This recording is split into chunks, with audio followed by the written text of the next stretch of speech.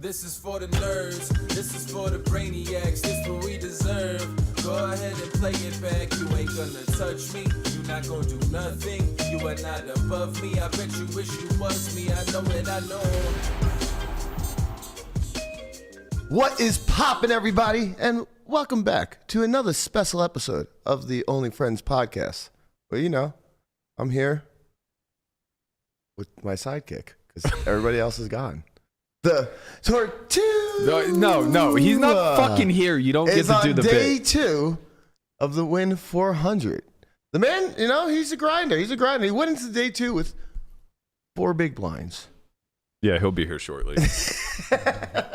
You know, I don't think 4 big blinds is really gonna do a whole lot for him. I am not your only friend today, though. We Oh no, you are. No, we've managed to. Oh no, you are. We've managed to recruit Mr. Tap himself for Strat Chat, Christian Soto, from what appears to be the same tunnel that he's been in between here and Mexico with El Chapo. You guys are funny, man. You just got that green screen, it's good to see. It's good to see both of you. It's been a little while.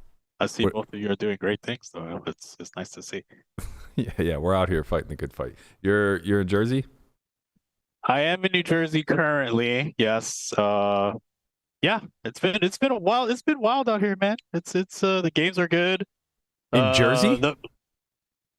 Yeah, there was 50, 100 on Parks yesterday. It's really good. It's crazy out here. It's good times. Banks are collapsing around me. It's yeah. Whoa, wait. Hold on a second. Yesterday was Tuesday, right? So the Parks 10-10 game has now turned into the Parks 50-100 game? There was 8 of them yesterday. 8 games? 8 10-10 games yesterday. And then there was also a 50-100 game. Wow. Wait, what? What's going on? This isn't normal, right? Like, is there a series there or something? No, there hasn't been a series on the East Coast in a year or plus. It's just games are good. There's a lot of money out here, I guess, you know?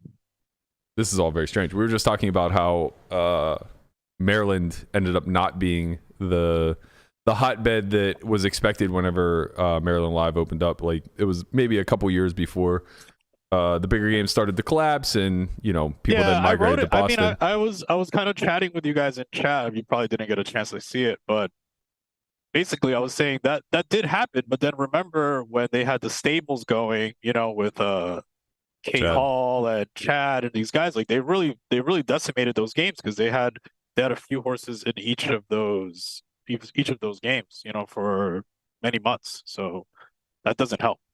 No, it doesn't help, but that's kind of the nature of all markets, right? Like, it's not like that's not happening in LA and Vegas and these other big markets as well. It's just they're a little bit more mature. So people know to come to Vegas to play poker. I don't think anyone was like, I think we thought the New York money was going to flow to Maryland, and it just kind of never did. It's just a little too far. It's just like no one wants to drive there, dude. No, but it's like what, hour-long train ride, 45-minute train ride? Yeah, but people don't want to take the train. I mean, it's you know, Parks is just so much easier to get to. The action's been cultivated already. Yeah, that kind of makes sense. It's pretty isolated too.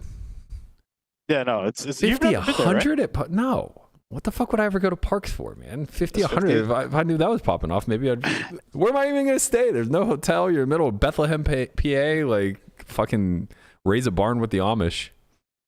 Yeah. I mean, there's hotels surrounding the area, but yeah, I mean, it sells out. It's unfortunate that the tournament scene has really crashed because that was one of the best tournament scenes in the country. Like that, they really structured it well. Each one of those first places were over 100K, and it was like a $300 tournament. Is Parks actually a full casinos or just a card room? It's a full casino. Yeah. Okay. Yeah. They used to separate. It used to be separate. Where on one building it was the horse races and the park and the poker, and then the other building was the casino. But now they just moved the poker room back to the casino, which is actually beneficial for the poker players. Yeah, that seems reasonable. So was this a one-off, or is this game going to keep running? It's going to keep running, dude. There was 50, 100 at the Wynn, like 3 of the last 4 days too. Yeah. Very strange. Poker, it's good. I mean, it's public too. So. Well, it's It's public. It's There was public-ish. okay. There were 16 names on the list and no second game. I said public-ish, okay? That's not public-ish, and it's not public. That's I a mean, fake fucking list.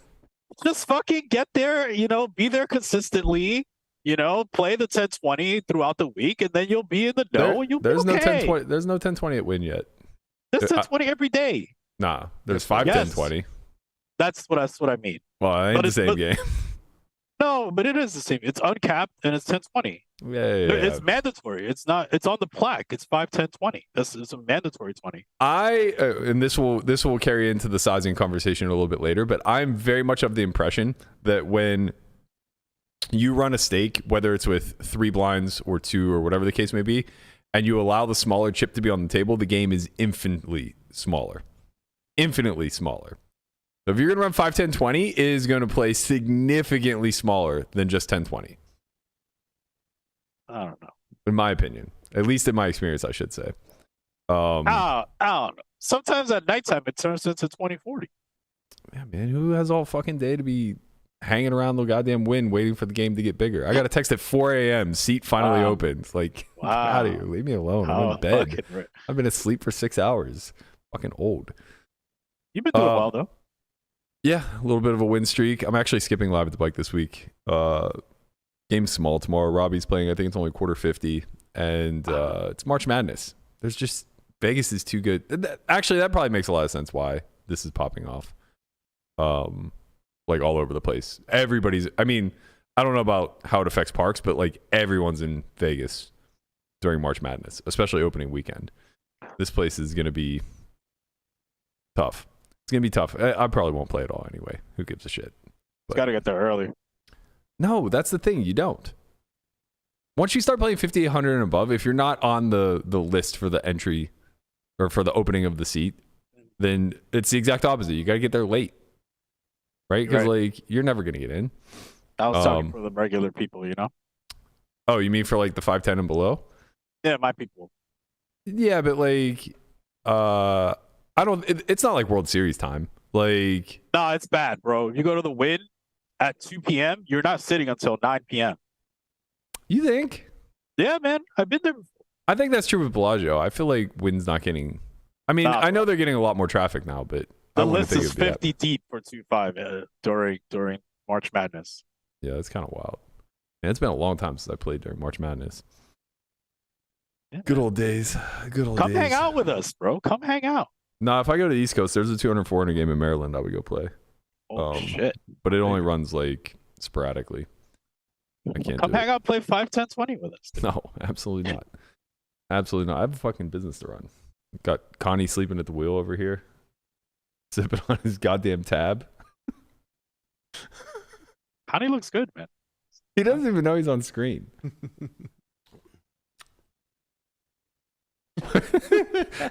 You all right, man? We got a fucking skeleton crew here, and you got done. You went quiet. Yeah, I'm chilling. Man, brutal. Connie looks good. I'll make up for Connie, guys. I'll head the Strat chat today. You guys want to talk about Preflop again? Sure, let's do it. Now Chin's quiet. What seems to be the problem, boys? I don't have any problem. I think this is the thing with Preflop, man. I think that even if I don't agree with the way that he goes about it, I think he has like good intentions with what he's trying to do. Well, to quote Prolad and everybody from that camp, intentions don't mean shit. All that matters are actions. Yeah, I don't know. I mean, I feel like he wants to clean things up, and I kind of get the bigger picture of what he's trying to do, and for that, and there's also like a little bit of nostalgia. Like I used to watch him back in the day, like when he got like 6-bet and he had aces versus Vanessa. Yeah, tough life, man. Tough fucking life. Like what does Vanessa have? Like Jack 7 suited. Jack 7 suited. Yeah. She just looks at Antonio and goes, "Why do I always do this?" She had the aggressive suit, like she had diamonds, I think. So it was, it is what it is. Poor Vanessa. God bless Vanessa. I can relate all too well. Big shout out to Pokerface Ash, who won her first ring yesterday. She took down the Run Good Circuit event at Tampa, I believe. No, it's somewhere in Florida. No, I think it's Tulsa. Tulsa. It's one of them. It's a Midwest Pittsburgh line. Bro, fucking relax. All right. Number one. Number two, I thought I saw her tweet. I thought I saw her quote tweet something from Nex's best bet, Jax. Oh yeah. Best bet. That's the next first Run Good. Oh, so that was after she won. Yeah. I see. Okay. Well, I guess she's out in the middle of nowhere, Oklahoma. Imagine calling Oklahoma and Pittsburgh the same. It's so hilarious. They're adjacent. Yeah. Right next to one another. Yeah. They basically border each other. Midwest adjacent. Right. Sure. No. Squarely in the Midwest. Pittsburgh's East Coast adjacent. No. That's the. Well, never. No. Do I need to give you a geography lesson? We already did this. I already showed you what happened. What? Everything from that side over is Midwest, and it just happens that Pittsburgh's in there. You fucking New York elitist. We're the only state that could be on the East Coast. You guys are like literally the middle of fucking nowhere. You are all a bunch of fucking elitists too. You guys start calling the South at Virginia. What? You don't? You're like, oh, Virginia, Maryland, Delaware, that's all the South. I was gonna say we're the only East Coast fucking state. I was gonna say we Maryland's literally kinda just it's just where slavery began. Like that's I know. I get that's it. where the South begins. No, I understand. It's the Mason-Dixon line, which actually runs right through Maryland. But but whenever it comes to like, geographical differences, it's New York. It considers itself the only thing on the East Coast, and then everything else becomes the Northeast, the South, or the Midwest. Tell me another East Coast state. Come on. What? I'm listening. Name another East Coast state.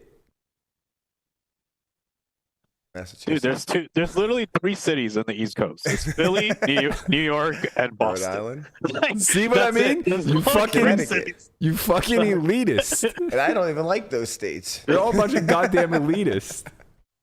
Jersey is the East Coast? Everything west of Philly is the Midwest. That's fucking insane. If you guys had any idea how insane that sounds. You know how I used to qualify North and South? So like I'm afraid to ask, but there was no. a line where if I thought that, some towns might be more racist than others. Okay, that's actually pretty reasonable. That was the South, okay? So when you say Virginia, yes, that's the South. No, that's actually pretty reasonable. Although I would feel like West Virginia would be worse off. Oh yeah, dude. That's Midwest though. Like, hey, that's a whole nother calculation. Right. Okay. Yeah, you gotta understand. Okay, but like, that's just pure. I see. Okay, I'm trying to follow. Another big. I saw like a Poker News article by Conrad. That was really cool too. Did you guys talk about that? We didn't actually. Why did we gloss over that? When did that come out? I feel like that came out last Friday. Whenever all the shit was going down. I thought it was a couple days ago actually. The WPT article that came out on you. Was that Friday? Maybe. It had to have been, because I think I remember like retweeting it in the morning and being like, all right, I'm going to sit out Twitter today. I'm going to go play my nice little game downstairs and be good about it. And then all of a sudden, I got bored. And I'm like, man, we're playing fucking 9-handed 25-50. What's Prahlad up to? Let me see what this motherfucker's tweeting. Yeah, that was the same day. Yeah. Definitely. Getting into Christian's heritage and ethnicity for the entire day. Those are the conversations I live for. Personally. I really try to stay out of it, but I felt like you were getting an unfair shake, so like I tried to jump in a little bit. I mean, I appreciate that. Obviously, we've had these conversations a million times over, and I found it incredibly hilarious. Yeah. At how hard we've argued in the past about this, and how quickly publicly you're just kind of like, I don't know, man. I mean, I guess maybe I could, not be Spanish for the day. I mean, I understand that. I mean, the thing is, like, I've never done a 23andMe. I assume. Well, it doesn't matter. Is the point that like I'm mixed with a bunch of stuff, Yeah, like, we all are. That's the whole point. That's the whole point. It doesn't matter, right? Like if he suddenly started telling Conrad that he's white because he's Norwegian or of Norwegian descent. Yeah. That's not really fair whenever, the world doesn't necessarily see him that way. It's not Prahlad's decision to make. Yeah, that's fair. Yeah, I get you. But shout out to Pokerface Ash, though. Yeah, nice win. Also, big shout out to WPT. They have fully announced now the date for the WPT Championship coming back to the Wynn. Let me see. Did you watch the hype video? I did. It's actually really good. One of the best I've ever seen. Yeah, it's actually pretty flag. Guapo has it. You can play it now.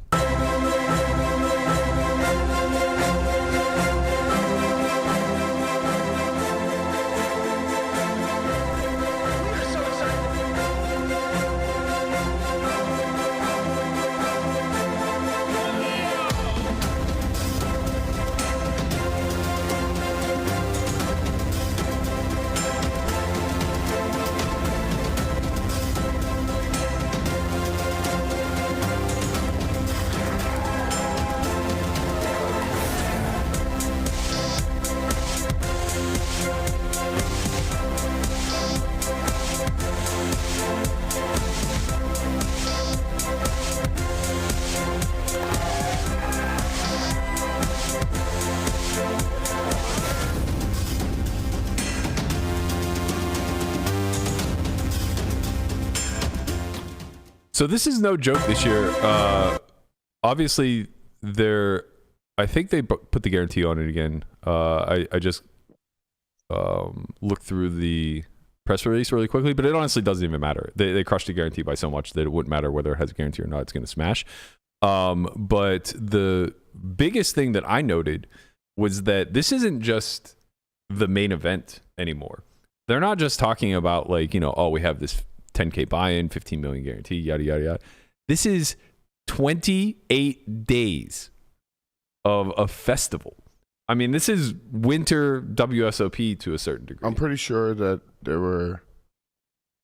weren't that many events that were said. I think there were only 5. Yeah, I mean, obviously they didn't announce it, but the dates are November 29th to the 23rd of December.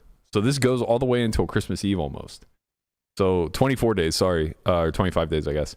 So nearly 4 straight weeks of what I assume to be an action-packed festival. I imagine that we're going to see a lot of prelims get announced sooner than later. That makes a lot of sense. Right? I mean, this past one, what did it have? Maybe 10 events attached to it?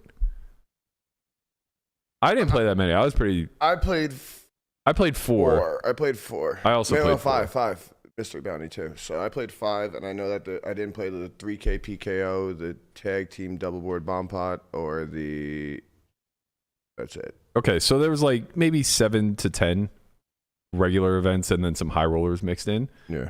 But with 24 days where a week is dedicated to the main, they're going to be able to fill this with a lot of fucking prelims, because the thing with high rollers are they can run those coinciding with other events. They don't take up that much space. Mm-hmm. And you're going to have maybe 10,000 people in town for the main event to play. So you're going to want to give them a bunch of options. Yeah. I know when I saw the schedule somewhere, and now I can't find it, of course, but I know it starts off with the seniors event. Mm-hmm. And then I think it is the 1K, then mystery bounty. So I'm not sure exactly where they're going to put, I guess the prelims. I think those are going to be the prelims, honestly. And they might just add a couple more tournaments. I don't think it's going to be as big as we want it. Exactly. They're going to have that prime event again, I assume, which was a massive success. I would love to see some 6 max. That would be kind of cool. Maybe a 5K 6 max, throw that in there. Be kind of nice to. I mean, the whole thing that I really enjoy is that there's actually something that competes with WSOP now, and that's really nice because it's in the winter, and it's also WPT just runs a very flawless ship. It seems like they just get most of the things right, and I'm glad to see them succeed. So I do want to see how big this prime thing gets, because it was huge last time. They're in Cambodia right now. I saw that Nimi and Brad Owen were out there. There was a shot of them playing the stand-up game at the meetup in Cambodia, which I think Ginge is there as well. It must be pretty close to where he's staying these days. Yeah, I'll be curious to see like what kind of turnout. I guess that's their rival to the circuit, from what I can tell. At least from a buy-in standpoint, right? It's like 1,600-ish. It's 1,100, I believe. Okay, yeah. I haven't seen any ran on this side of the world. Yeah, it does seem like it's like more worldwide, right? It's only been like pretty sharp. It's a good way to get into a bunch of new markets. Yeah, I mean, it looked like it was getting a good turnout. Yeah, I'm looking at they don't have the full schedule up for December, but the main runs from the 12th to the 18th. Yeah. So that means there's 5 days of post-lims after it ends. I'm looking at something. It says seniors event is from December 6th to the 8th. The mystery bounty is going to be the 18th to the 21st. And WPT Prime will be the 16th to the 18th. And I'm sorry, 7th to the 12th. And the ladies event is the 16th to the 18th. Yeah. I would imagine we're going to see a lot more fill in here, especially if they plan on running it all the way to the 23rd. There's 5 days now after the main event to fill the gap. There's also 14 days prior to the main event starting. No, they're going to fill this by a lot of tournaments. Like this is similar to when WSOP launches their main tournaments, you know, so that you can schedule things around it. Right, exactly. And then they fill in around that. But this is going to be a huge thing. I imagine they'll run it, or I imagine they'll just like turn it over to the Wynn staff and just say like, yo, fill in these prelims, man. Just like run your series like it's the Win Millions or whatever. That makes sense. Right. I would wager we see like a 3,500 placed in there with a couple million guarantee slapped to it. That gets pretty big. I would imagine there's going to be a bunch of 1Ks, 1,500s, like those, you know, the sweet spot for the win. Yeah. Right. Like the sub 10Ks. And then I imagine there'll be like a full high roller schedule somewhere in the neighborhood of like 3 to 5 events. Was there? I don't remember if there was anything. There was at least one 25K that Rampage won, but I think there were multiple. Oh yeah.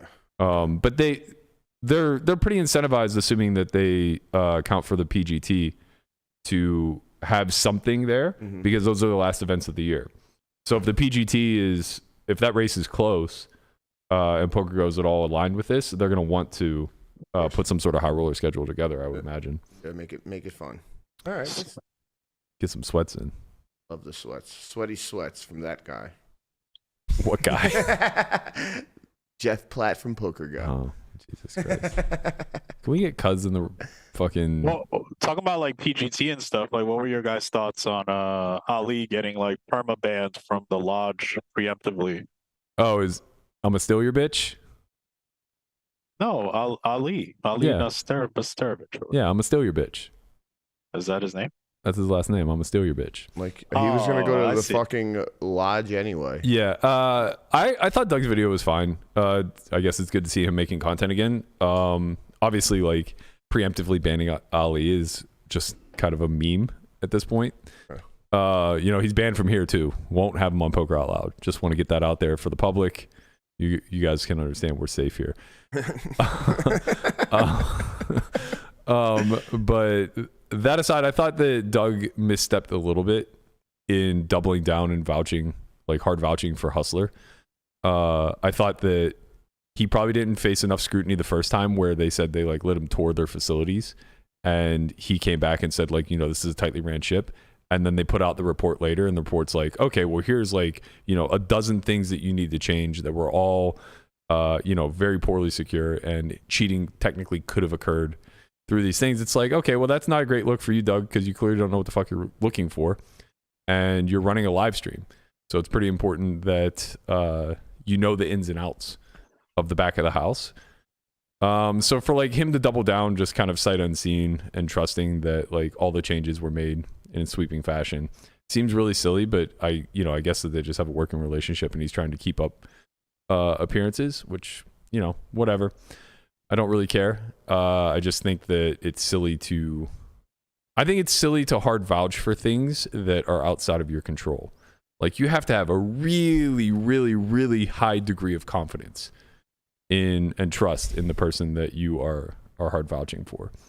But you know the way it goes. No one gives a shit. The whole fucking place could burn down tomorrow. No one's gonna. Oh, or maybe we have another coin flex situation on our hands where they're like, hey, motherfucker, this is again, you're hard vouching for something that, you know, is not necessarily in good faith. Yeah. But yeah. I was gonna say one more thing. No, never mind. I thought I had one more thing to talk about with WPT, but I can't find it. So let's get into some strat talk. I'm kind of sad Landon's not here for this one because we just have 3 live guys. So our takes are going to be a bit different. Actually, this podcast cost me. Well, actually, it might have saved me money. I was trying to like there was one time I was here and I was playing online in the background, and I was like, oh, I'm just like playing online or whatever while we were doing the podcast. And then I was trying to get some action like similar to the Lynn G bet where she had to play like 100,000 hands or something, or on 200. I think hers was like 30,000, but yeah.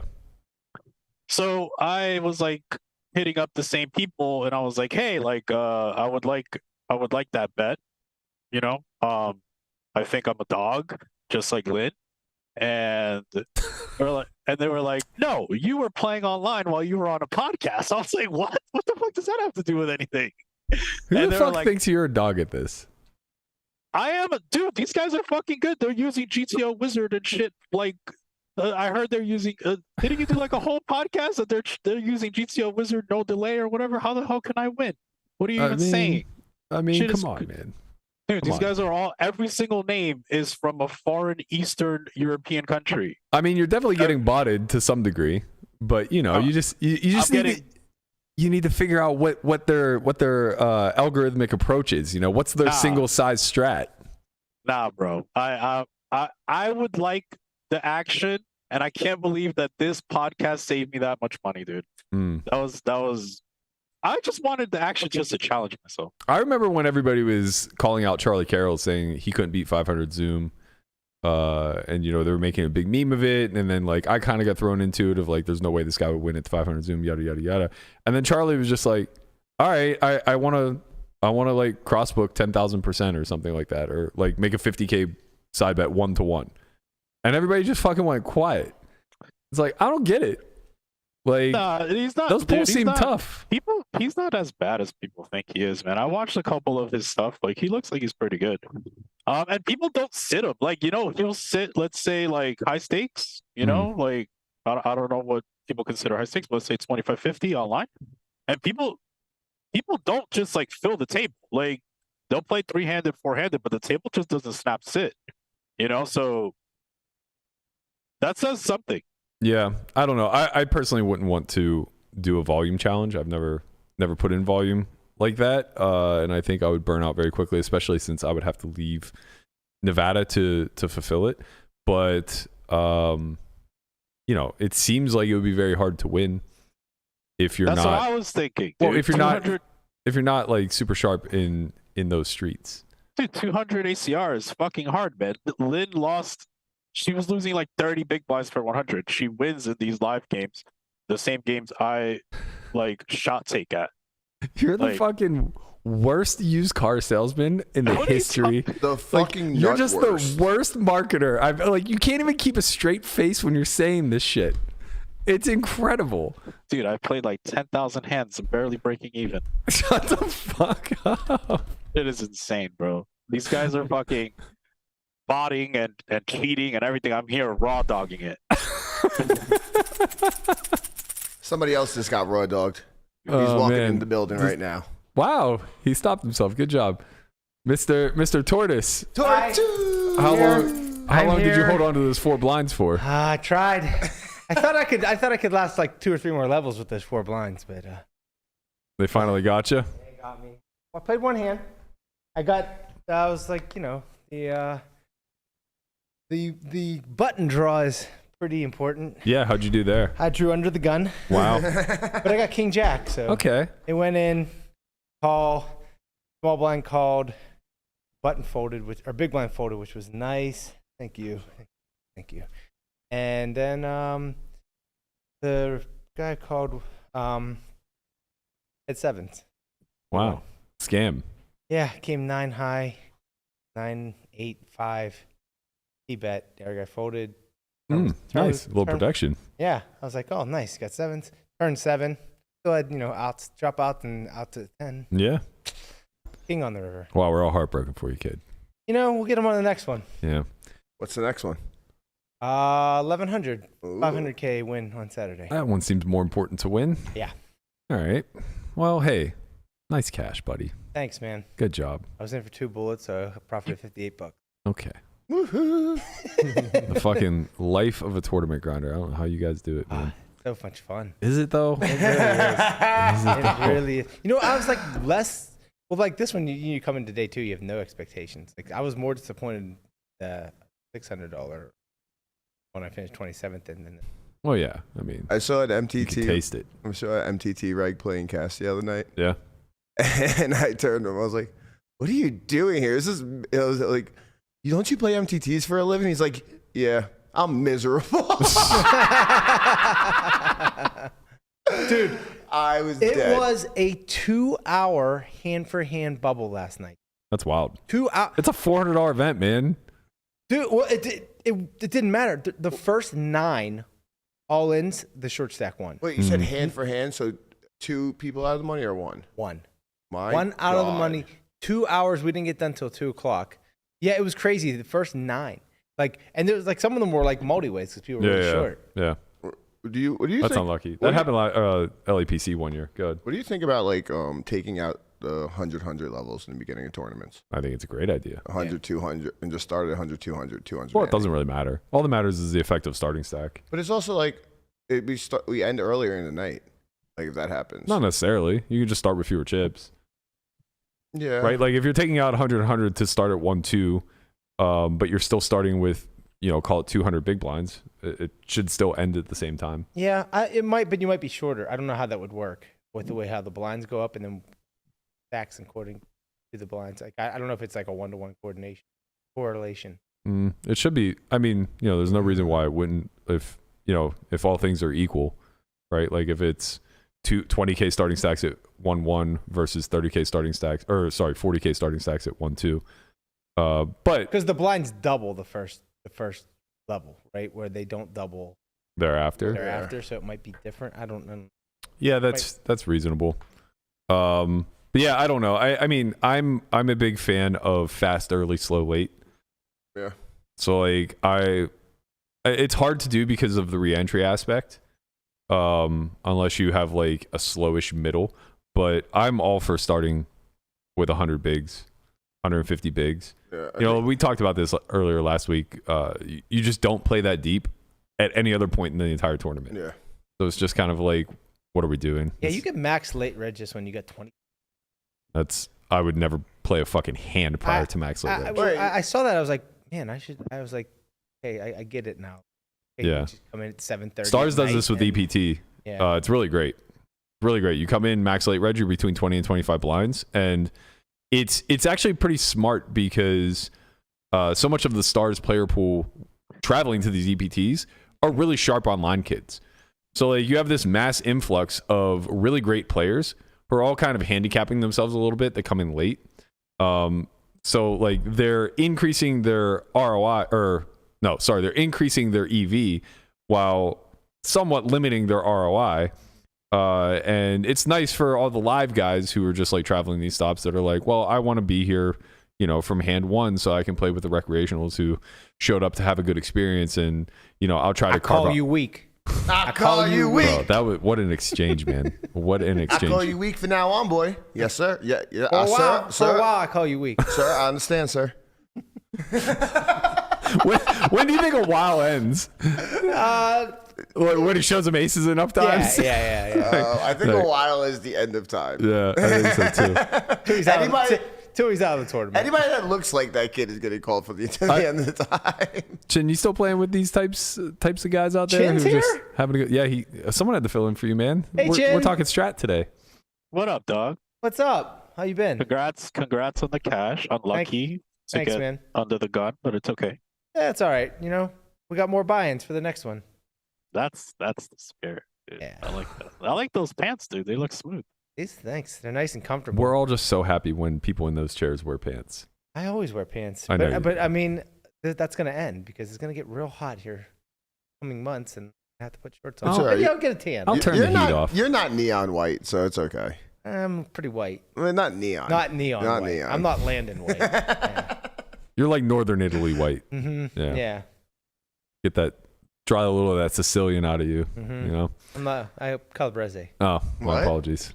Isn't that like a sandwich? It is. I'm sure there's a Calabrese sandwich out there somewhere, but no, it's a region of Italy in the south. Is that a It's on cured the- meat? Oh, I could go for some cured meat.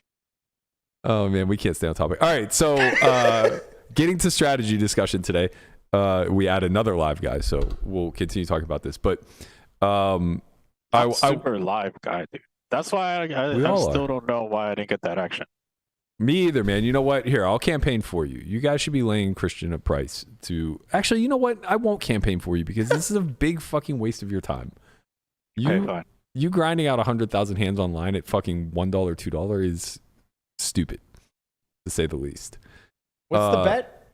He wants to get the Lynn action. What was she getting laid? I don't know. I don't even think she was getting laid anything. Nah, she had to be getting a price. I think she had like a $10,000 side bet or something. She did, but she had to be getting a price, no? I don't know what it was, but I just wanted to do it for the challenge. I honestly don't even think I'm a favorite, to be honest. Oh, like okay. I know, but yeah, I just wanted to see if I could actually do it. What But ended anyway, up let's happening get in back. that Let's bet? get back Did to she the. lose? Yeah, she. I think she lost pretty badly. She got yeah. mopped. Yeah. Okay. You just do a fitness challenge instead. I just started 75 hard again. I heard you doing like a halfway 75 hard. Well, I just changed the reading to audiobook because I learn better that way. And I basically made an exception where if I don't get an outside workout in, I can sauna instead. Sauna's fucking hard, man. You know? Hard to sit. Saunas are hard. I just got this thing that you've been wearing for fucking 10 years. Oh, you got the Whoop? Yeah. Melissa got one too. We're gonna add you into the group. I'm not joining your group. No, I just said I'm not joining your group. She said the same thing. You say that, but like the first 6 days of her wearing the Whoop was texting the group her fucking metrics every single day, going, "This thing's broken. My recovery's like 6." Yeah, I saw her post it. She was posting it every day. Like it takes a couple days for it to even know who you are, though. Yeah. That's what we tried telling her. Now she's at like 99% because she sleeps fucking 18 hours a day. Her and Rudy are the same person. It does help you get more sleep though, because you really do see how bad your sleep is in general. You know. If I've managed to become somewhat proficient at anything in my life, it's for sure sleep. Yeah. I am a really, really good sleeper. I'm really in that 90th percentile most of the time. Anyway, let's get to the strategy. Strat chat. I want to hear about this shit yet.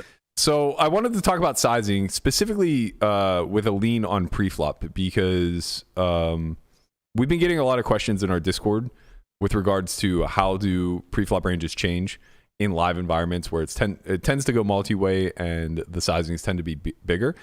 And I feel like I've been somewhat dismissive of this question in the past, where it's just kind of like, hey, figure it out. Like we don't really have great metrics in how to solve for this, but I noticed myself kind of paying closer attention to sizings when we're playing live at the bike, where stacks are A, very deep, but B, very livey, right? And I don't mean the opening size.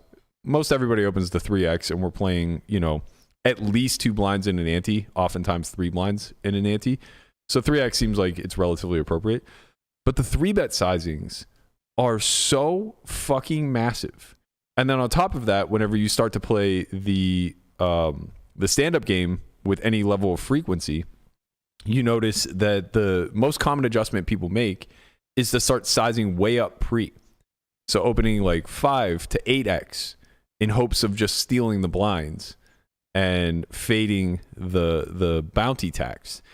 So I realized that, like, as I found myself getting annoyed when I face a 25 big blind squeeze and I have Jack 9 suited, that, maybe this is a discussion worth diving into a little bit deeper.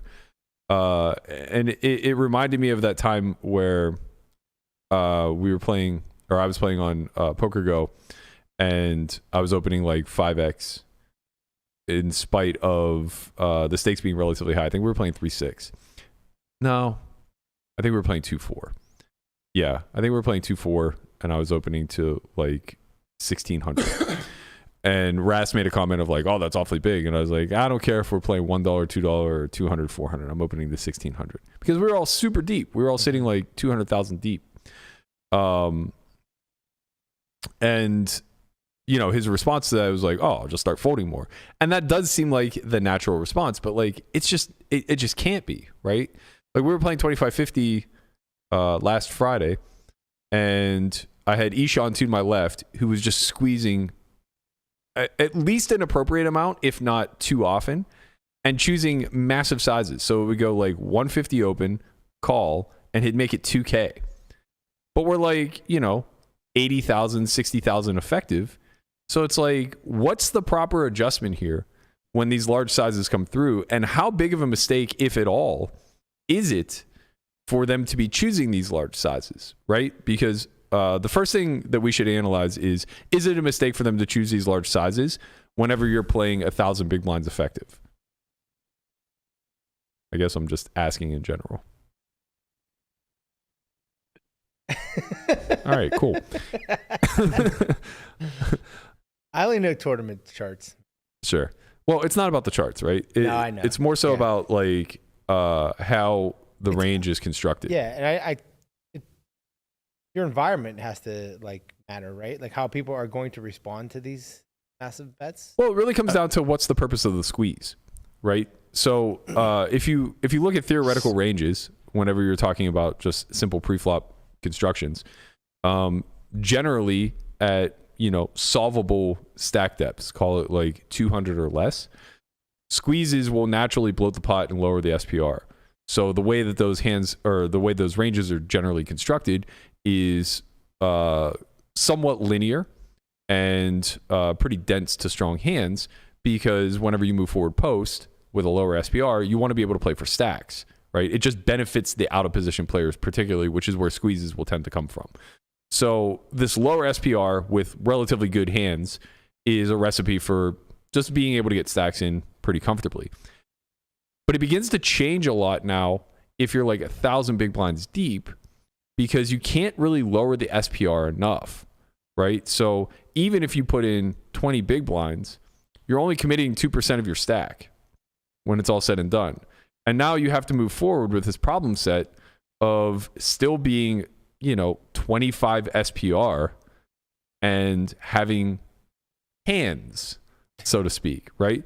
So it's like, what's the difference then between going 25 blinds pre versus like a more standard normal size of, call it 12 big blinds pre or 15 big blinds pre, right? Because in both instances, you're going to arrive at the flop at a massive SPR. And the only thing that we should really focus on then is, number one, the immediate fold equity, right? So do we get more folds if we make it 25 blinds versus 15? And if the answer is yes, do we also face more 4-bets, right? Because So go ahead. you were playing 25-50. Yeah. And he was making it 2,000. Yeah. So he was squeezing to 40 big blinds. Yeah. Okay. To be fair, the opening was usually like 200. So we go like 200 call. Yeah, that's 4x call and then 40. Yeah. Okay, I mean, you just like fold all day long and then you just like 4-bet and then call with like queens Yeah. and ace queen suited and ace king offsuit. And No, yeah, of just course. really good hits. The easiest adjustment would be to just like have a very tight range, right? But You just 4-bet ace jack suited, ace 10 suited, and yeah. fold a bunch Look, of I think it's like completely reasonable. I guess the reason why I bring it up is because live is so entrenched in the meta. We only got to play 130 hands, right? yeah, but he's not from that. He's not from that. No, but he kind of gets after it. He shows up Yeah, with like the He hands gets after it with 3-bets. Yeah, that's fair. Right. That's because that's his background. Yeah. So he's going to be using, I assume when he's going 40, he's using somewhat polarized ranges, right? 'Cause Probably. that's- I guess the question that I'm asking though is like, isn't position worth enough to fuck with him? Not, I don't want to say him. Like, this isn't an Ishan problem. This is an environmental problem. It wasn't just him. Masada was also squeezing very large. I eventually started to adjust and squeeze larger because it just seemed like I could get more value for my hands that way. Right, it's super smart if the environment doesn't 4-bet and they just call with hands that they just are inelastic to the size. So if you're just not folding queen jack suited to the 40 big blind 3-bet, then 40 big blind 3-bet is pretty good. Yeah.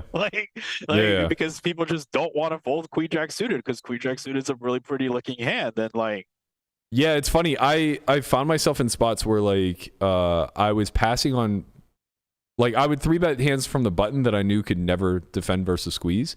And then I started to like call similar hands like queen jack suited. Like there was a spot where I called. It was basically the formation of Johnny opening, me calling button, and then Masato either peeling small blind or folding with Ishan in the big, and oftentimes finding the squeeze. So I found myself like calling linear hands, and then planning to do so to have, you know, a completed range whenever I face a squeeze. I didn't want to just have pairs and like suited aces, you know. But then I find myself facing this massive squeeze with like Jack 9 suited, Jack 10 suited, something like that. And I'm just like, this still feels pretty fucking bad, man. It's got a flat with ace king, bro. Yeah. I mean, you can. You don't get ace king that much, you know? I mean, there's 16 combinations of them. What are you talking about? You get them more than you get Jack remember, 9 suited. Yeah, that's fair. But we get hands in the class of Jack 9 suited a lot more. I know what you mean. But remember, we're talking about a very isolated scenario here in the live at the bike spot where it's a specific formation that we can make in-game adjustments for and try to, like, you know, potentially have some traps there or, you know, some back 4-bets or whatever the case may be. But that's not what our audience is accustomed to. If we're looking at a 1-3 game, and granted, the squeezes don't come through nearly the same frequency, but if we're looking at a 1-3 game, it's going to go like $10 open, call, squeeze to like 50. Yeah, fold. Right? Fold everything. Fold range. Okay, fair. Just fold. If you're calling a $50 squeeze at 1-3 with less than queens, you're losing money. How about that? That's it. That is true. I think that's true. I mean, yeah, that might be true. That actually might be true. My call range is ace king, queens plus. Mm-hmm. So what do we do then? Or I guess like from our strategic standpoint, because I think there are a lot of good players who would say, that's fine if the environment's doing that. I'm going to stick to a min-raise strat. And I'm going to 3-bet small. And I'm going to do like, you know, all of the things that I've been trained into doing through an online environment. Do you think that we, from that vantage point, should adjust then into the larger sizings and utilize that strategy ourselves? Or do you think that... Good. Yeah, larger sizing is kind of sharp now that I think about it, because people are just not going to fold queen jack suited to a fucking squeeze in a stream game because they're going to be called super nits and whatever in the chat. So you're squeezing like pretty large with a linear range that like dominates all these hands that are not going to fold on stream is actually like pretty sharp. Like if you squeeze king queen suited, ace queen suited for like this large size, people are just not going to fold jack 10 suited, pocket nines, and all these hands that are like somewhat indifferent versus 3-bets in like tight range spots.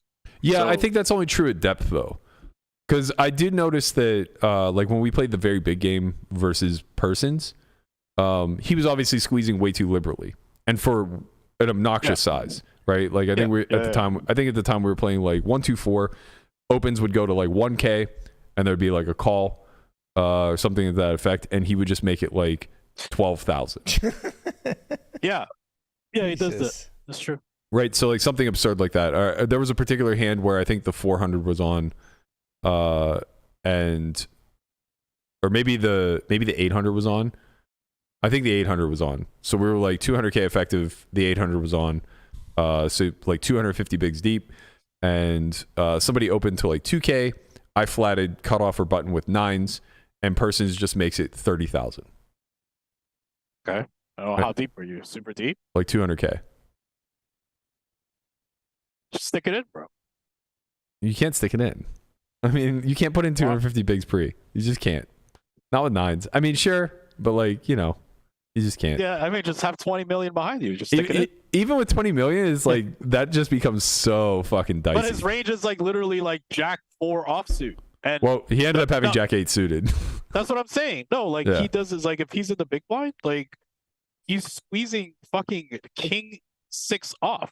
Like, yeah, for the yeah. I mean, that's how the big hand generated between him and Andy, the $1 million hand. Someone opened, Andy 3-bet, or maybe Andy didn't 3-bet. Maybe he called. I called sevens from the small blind. Big blind completed. Person squeezed Jack 4, massive, and got called in 4 spots. Yeah, that's exactly. And then Andy had like a set of tens or something. He just flop stop set on like 10-9x. I actually think you're performing like somewhat well against that person's specific squeeze range, but like perhaps, but I guess that's not the topic, right? Like, right. That's one person, right? The topic I'm trying to isolate is how depth matters in accordance to how you particularly select your range and how aware of that you need to be within your environment, right? Because like the common 1-3-2-5, the average stack is going to be between 100 and 200 big blinds, right? So people need to very quickly understand why hands become unplayable, and it's not because of the quality of the hand. It's because of the inability to realize the equity, right? If somebody opens for 4x and gets called, and you look at a hand like Queen Jack suited, if you do anything other than 3-bet or fold, you're almost never going to realize the equity of this hand, right? Because one of two things is going to happen. Either you're going to ultimately end up going 6 ways by calling and allowing more calls to come in behind you, or you're going to run into a situation where someone behind you wakes up with a hand that maybe they would have folded had you 3-bet, but now turned into a squeeze. So like maybe ace jack off wakes up behind you, or even ace queen off in the 1-3 environment, where had you just 3-bet that spot yourself and taken the lead, those hands are going to be in a ridiculously difficult spot, probably aren't going to find the 4-bet because at those stakes, 4-bets don't really come through without nuts, and they're just ultimately going to find a fold. Whereas whenever you call, now they have a pretty premier spot to just squeeze, and that squeeze is going to be very, very large, right? The pot's already large, the SPR is already low. They're just going to set it up to a point where, you know, they're risking a quarter of their stack to basically scoop all the money that's out there. Yeah, it seems like you'd almost want to play exclusively a 3-bet fold kind of strat in those kind of games, right? Like what type of hands would you want to flat? Well, it's pairs. You can't really just have 3-bet or fold in these games. Like, agreed. Because you're just first of all, it's like big blind ante plus straddle. So like, we're talking more like 2-5-1-3. Yeah, I'm talking. Yeah, like the kind of games where it's like as soon as you flat, you're just going like 5 ways. You know what I mean? Okay, like, so then we need to pick like a side that we're talking, because Berkey's talking about live at the bike, and I'm thinking it's like not like the specific. Yeah, but I think you switched over to. Yeah, I'm saying live at the bike is the example of depth. Let's talk more like 5-10, because like no one at 1-3, if someone squeezes, just fold, man. Like honestly, like but what about you? But what about like you as the not like someone else squeezing, but like how should you approach that? Shouldn't you be squeezing more at 1-3? Yeah. Yeah, because no one's 4-betting you, so just squeeze a bunch and then check back to flop, and because like they have jacks, and then just like. When they check twice, you bet the turn. That's it. Nice. I mean, I'm playing 1-2. Go ahead, guys. I'm playing 1-2 tomorrow at Red Rock, so I need to know this strat, right? Yeah, I mean, you should just 3-bet a lot. I mean, the thing is that you're gonna get a lot of spots in these games where people are flatting, and they're flatting like pretty strong ranges because they don't 3-bet themselves. So like you'll see flats with like 10s, and you'll see flats with like ace queen and things like this. So when you squeeze with, you're going to be like dominated yourself when you get called behind, like when you get called from the field. But then you just have to like hope that they don't hit. And then I think for that reason, when you're the 3-better, you should be sizing down, right? Because the pot's already large and the SPR is already going to be shrunken. And if you're going to force them into the upper limitations of their already linear range, you kind of set yourself up for a negative free roll, right? Now your squeeze doesn't work nearly as well as it could, and I'm obviously you were never generating a fold. The thing is that's my point. Right. If you're not generating a fold, then you'd want to be 3-betting more liberally, right? So you want to go smaller. Keep the SPR higher. You want to keep the SPR as high as possible when you're in position, so that you can play multiple streets. And here's the thing that we understand about these environments in general: like they're going to find a lot of overfolds. Right, because they don't understand how to compartmentalize like bluff catchers versus value versus bluffs versus give ups. And when that's the case, you want to be able to position yourself to win the pot in more than one way, right? I don't agree with that. Go on. Because when you 3-bet, it is small. You're gonna go 3 ways to the flop, and then how are you gonna you're gonna run multi-way 3-bet pot bluffs? Well, you're going to have the option to, but the point is that you'll have position. You're pretty much going to go to the same. Yeah, flop but you have at the same position with hands. rate no matter what. You're right. You have position, but you're 3-betting. You're gonna have 2 ranges that are like likely dominating you, and even though you have position, you're in a 3-way 3-bet pot. Like you're not gonna take this pot away from them. The pot's rather protected. Whether it's 35 or 50, the same hand is going to call. Like You're saying price wise? Yeah, like it's going to go multi-way either. If that hand wants to call low stakes, it's going to call. I don't think it's. I think both of you have valid points. So I think Conrad's point is that the bottom will still exist, whether you go small or large, and that's going to be like a lot of the pocket pairs, suited connectors, suited aces that you're going to miss and just give up. And I think Christian's point is very valid in the sense that they're going to be a little bit more protected in having hands like tens, maybe jacks, maybe ace queens that once they arrive at the flop should be rather strong hands. The overall point that I'm trying to make that kind of hits the center of that is that generally speaking, weaker opponents don't know how to continue with any portions of those ranges, right? So if you give a guy pocket deuces and ace queen and take him to a 9-high flop, both of them fold too often. And, you know, some of them continue incorrectly, right? Like there's there are certain people who will be sticky with deuces because they're a pair and can still make a set.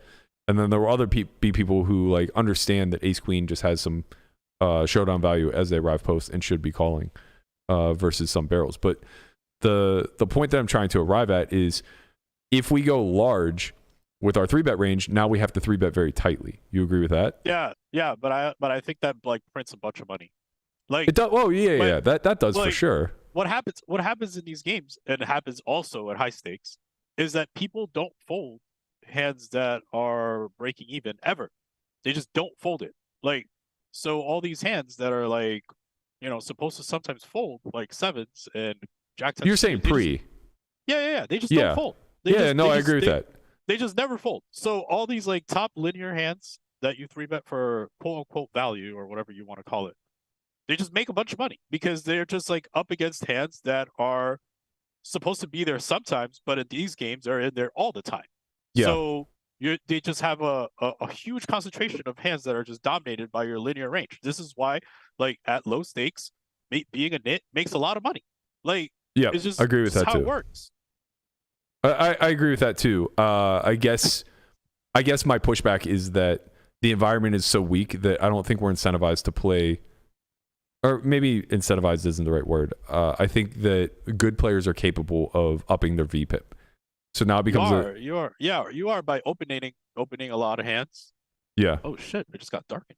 You should open a lot of hands, and you should attack like late position spots where like someone opens the cutoff and you 3-bet the button, and someone opens the hijack and you 3-bet the cutoff, where you're likely to go heads up, and not necessarily attack spots where like it goes like early position open in a call and you just have like jack 10 suited and you squeeze there. You're just gonna get called by ace jack offsuit and fucking king jack suited, like because they're never folding it. Yeah. So you're just running into bad spots, and then you're gonna try to take it away. In a 3-way 3-bet pot, you're gonna stack yourself.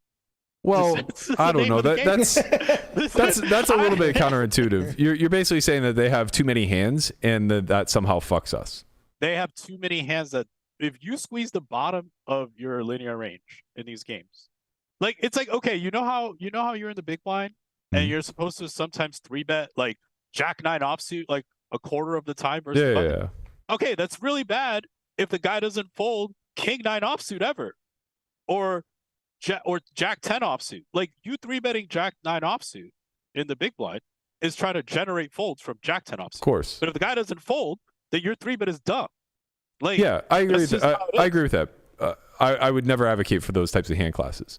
But I'm saying that there are hands that we would deem to be playable that may look attractive to flat that could potentially just easily shift into a 3-bet like what kind themselves. Right, but that's what I'm saying, Berkey.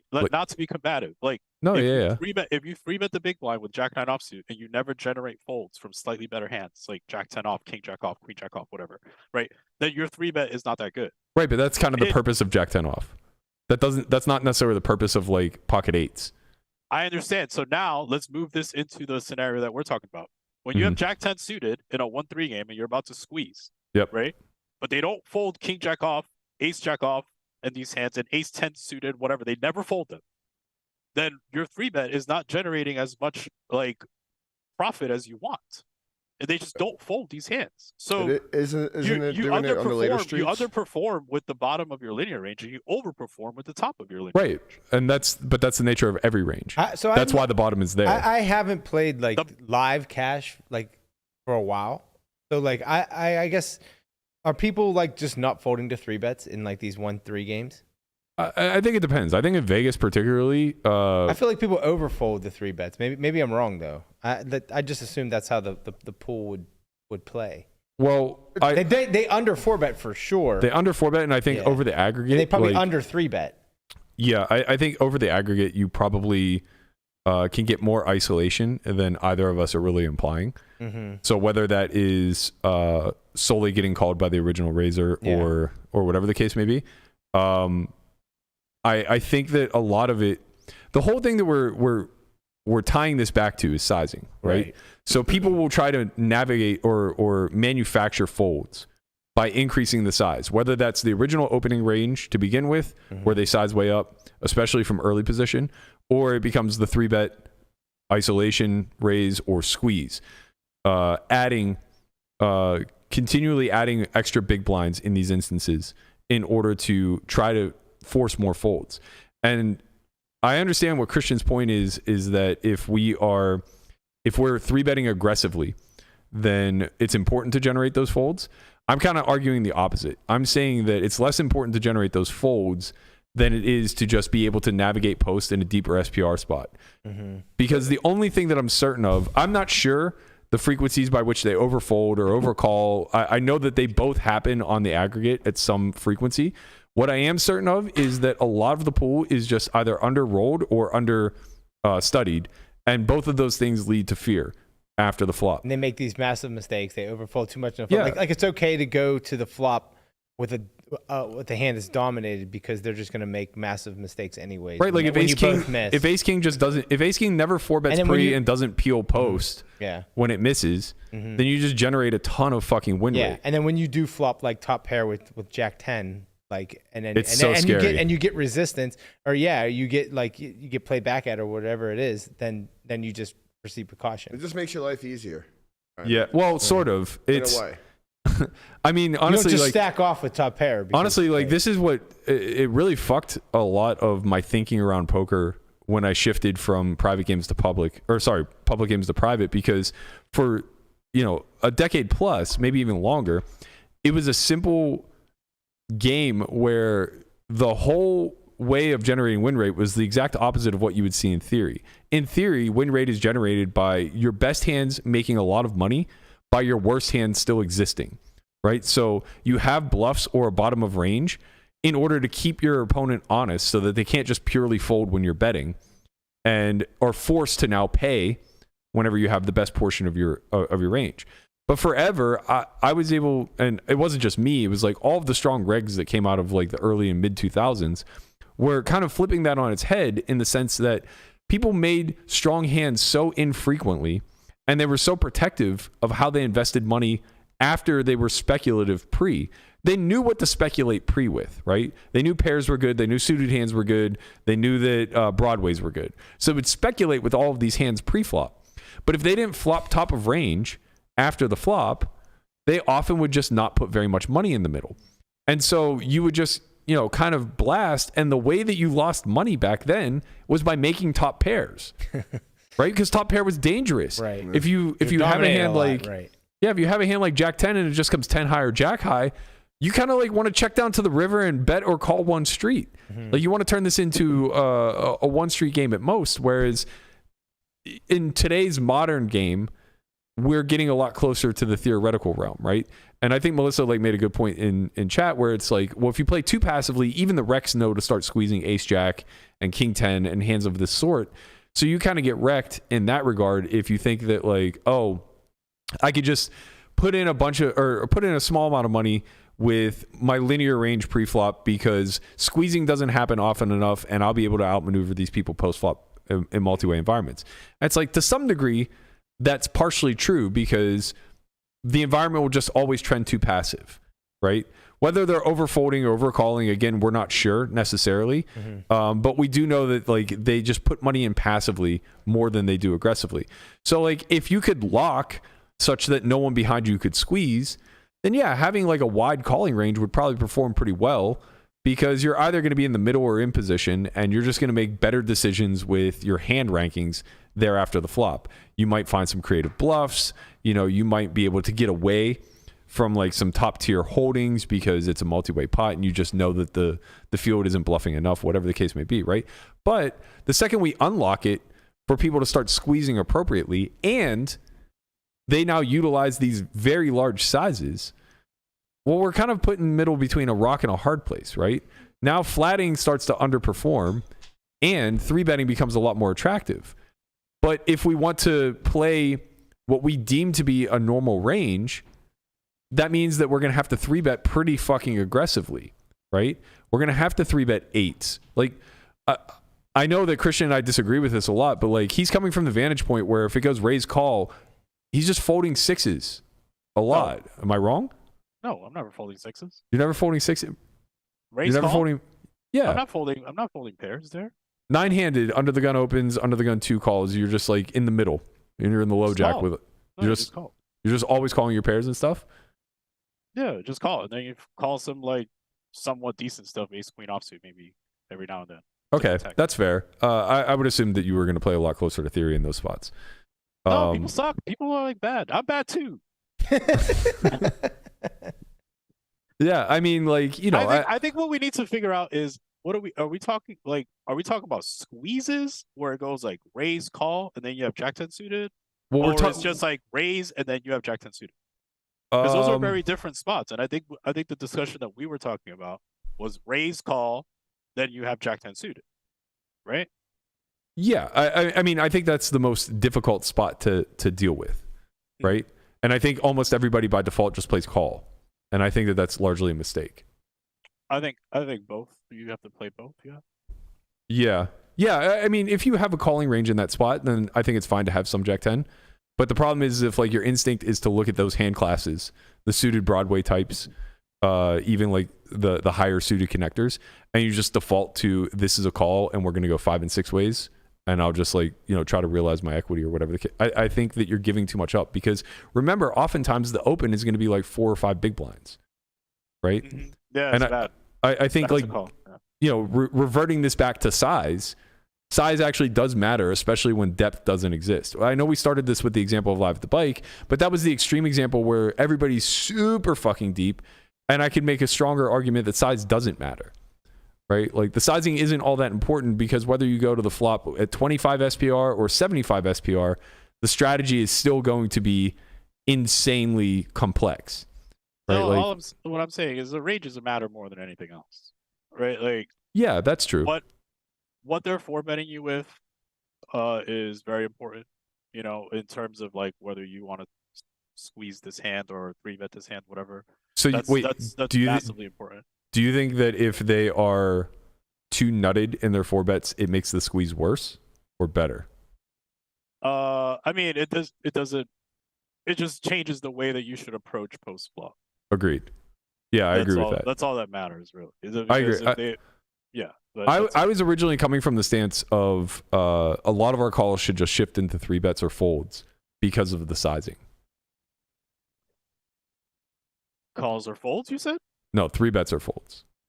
So like because anytime someone opens bigger, you're just more incentivized to 3-bet because there's more money to just take down right now if they happen to somewhat fold. Right, and then by doing that, our 3-bet range becomes wider. So I was also advocating that our sizing should be smaller. I think that's where we hit our disagreement. I don't like the smaller thing. I just think because you're just gonna go multi-way in a 3-bet pod. That's never good. That's never good.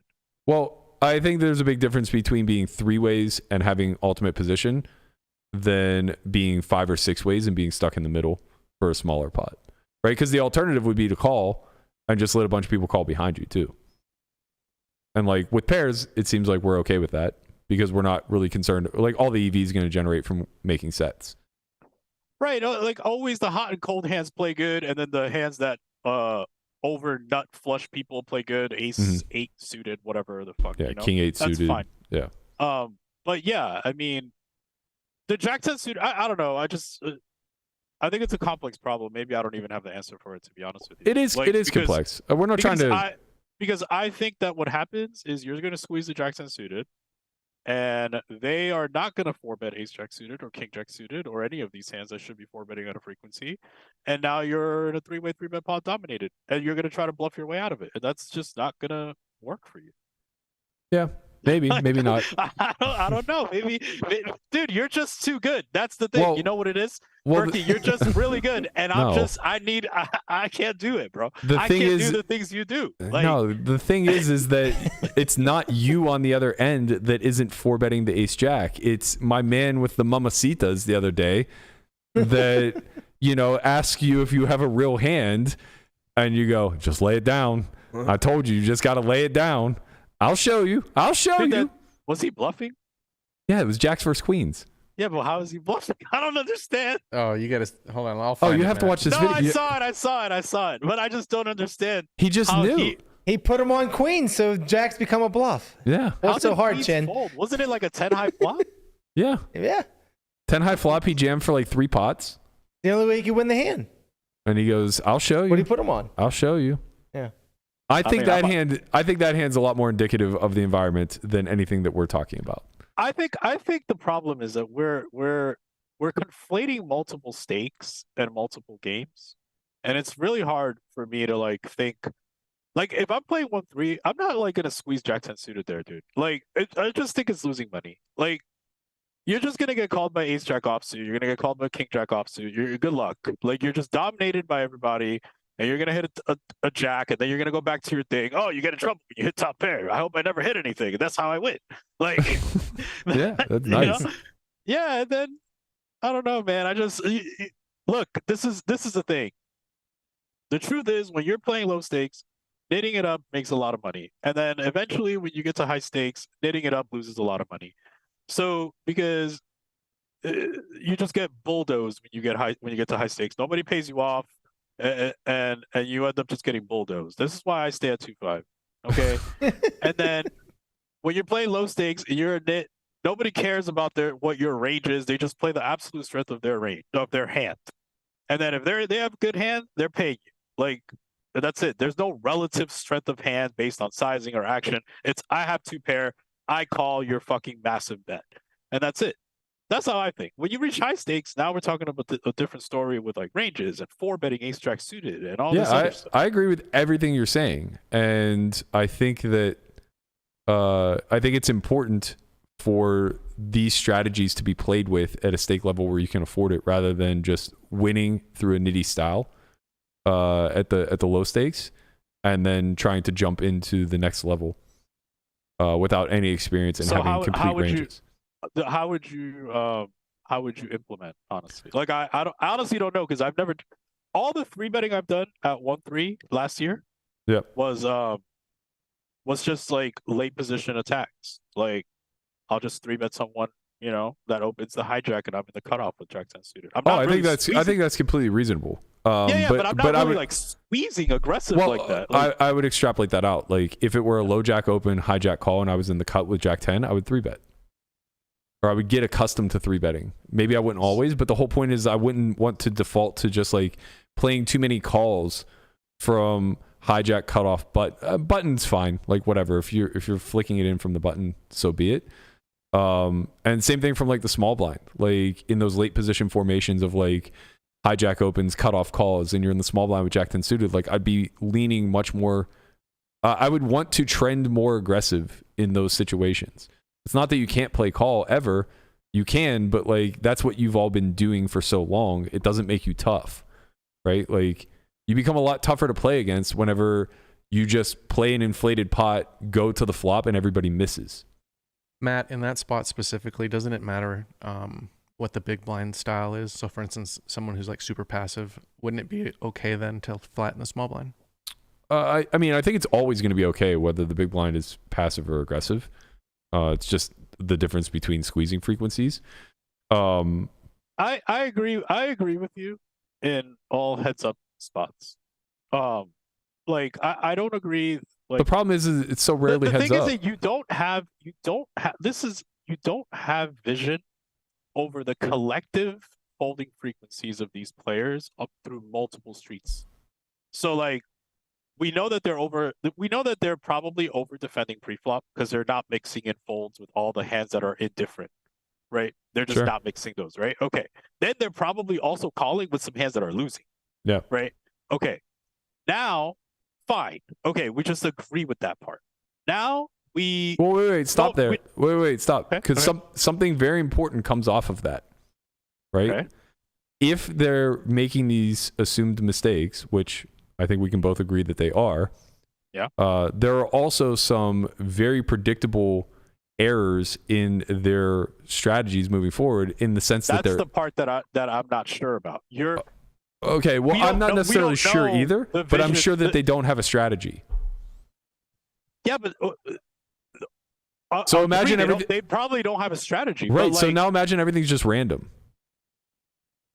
so how are you exploiting? Like how are you winning?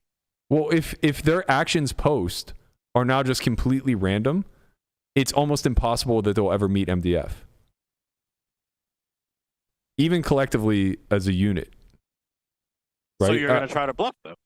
Well, you're largely just going to be able to redline to death. Get him, Berkey. Go get him, bro. Listen, this is what I want you to do tonight. I want you to go to the Wynn. I want you to sit. Go to at the Wynn. 1-3. I want you to sit at 1-3 with 500, an easy, quick 500. And I Sure. want you to try this shit because I think you're gonna bluff your way into -3 buy-ins.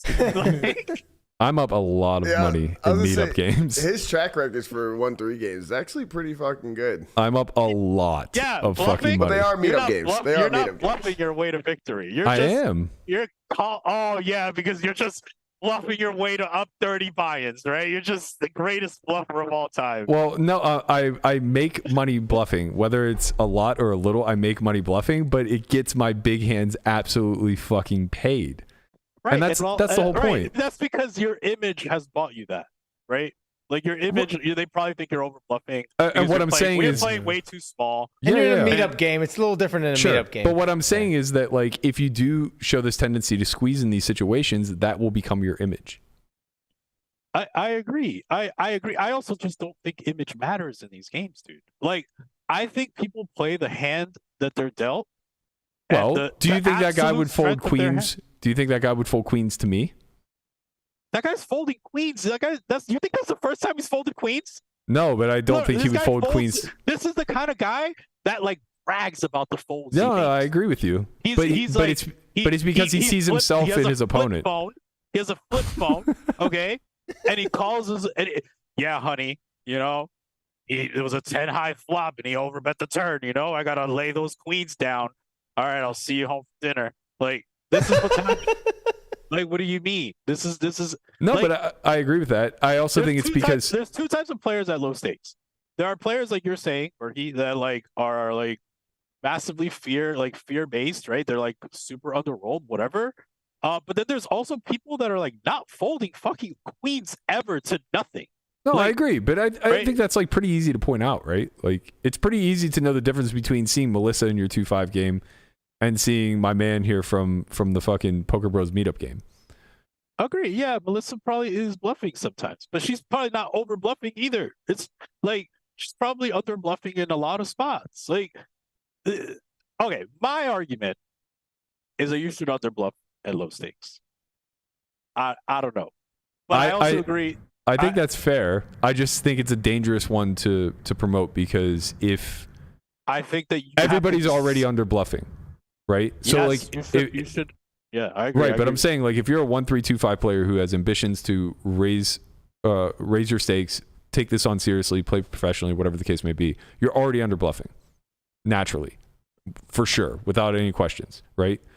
And if you double down on that and say like that's a good thing. You should keep playing that way. And matter of fact, what you should study is situations where you can actually tighten up the strings a little bit more.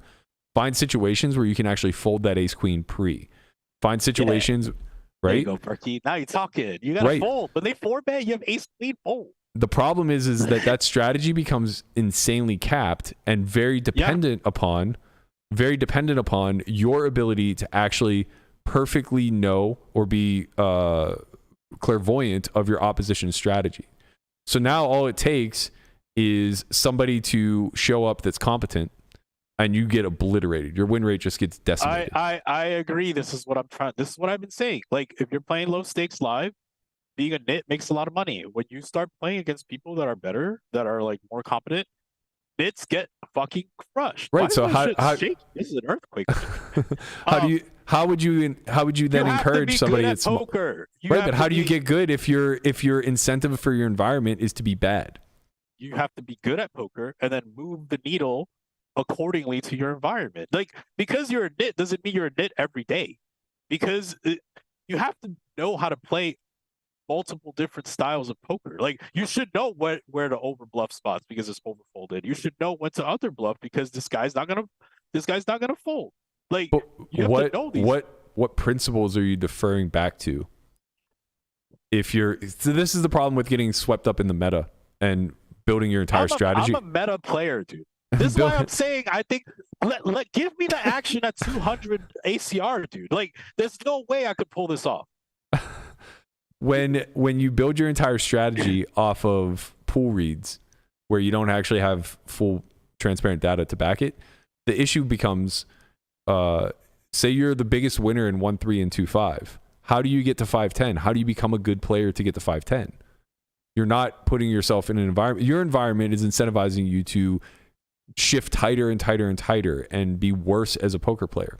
And I think we see this a lot with like vloggers as they come through the ranks. They start playing 1-2 and 2-5 because that's the everyman stake and that's what they want to demonstrate to the audience, and they show, and they play pretty bad. They get a lot of criticisms from their comment section or whatever. They're too loose in some spots, they're way too fucking tight in others, whatever the case may be, right? But eventually they make enough money at those levels where they say, enough's enough, it's time for me to demonstrate that I actually do this professionally. And they move up to 5-10 and they get obliterated. Every one of them. Happens. They don't think about poker in a theoretical way. They don't think about poker in a strategic way. They think about poker in a human way where it's all intuitive. This hand is worth X. My opponents always do Y or Z. Therefore, this is my response, et cetera, et cetera. And they absolutely get smashed until finally they say enough's enough. And right, but how do you avoid that trap if you're saying like it's more important to win at small stakes? Isn't it more important to learn the actual mechanics that are rooted in some theory?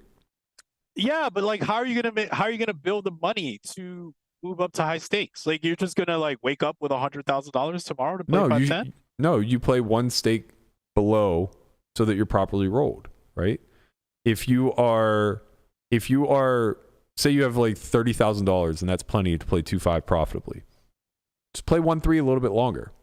Play 1-3 till you get to 50, right? And try a lot of this stuff because 1-3 is going to prepare you for that whaley 5-10, 10-20, whatever. Like, I truly believe that a big aspect of being a successful live poker player is the exact opposite of what we've kind of been professing throughout this episode.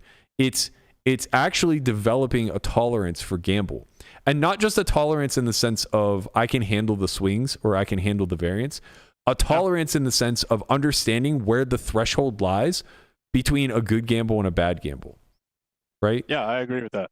I think a lot of that stems from pushing these kind of unknown spots, right? Like not leaning into the comfort of I have Jack 10 suited, and if I squeeze here, I might get called by hands that dominate me. So I just want to avoid playing an inflated pot here, right? Like understanding that maybe Jack 10 suited isn't a squeeze. Maybe it is a squeeze. We can't really flesh that out. But if I just do this enough, I'll get some amount of feedback from the environment itself. Like when somebody just shows up with a ridiculous holding by river and you get the speech of only because it was against you type of thing, now you can recalibrate, right? Now you can add layers to this strategy and begin to really cultivate how you're choosing to call based off of formation, how you're choosing to 3-bet based off of formation, and then the sizings that are going to correlate to that. Because right now, everything is just driven off of emotion. The sizings are large because there's a lot of money out there, and people just want to generate a fold always, right? That seems to be the start and finish of the mindset of like why we go big. Because I can't really think of another, like, if we go back to the squeezing aspect, why would we go big? In theory or in what we're talking about? Let's start with practice. Well, in practice, you'd be using a polarized range with that size. Okay, so you say that, but what would the bottom of your pole look like? For 40 big blinds?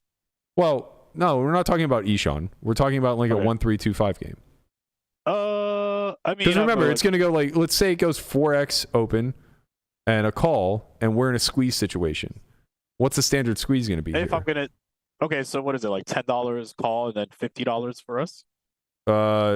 Yeah, let's say it goes 12, and now it's on us. What size do we think we're going to pick? Probably like 50 probably bucks, like right? 58, 60, whatever. Okay, like, yeah, so fine. 20 big blinds.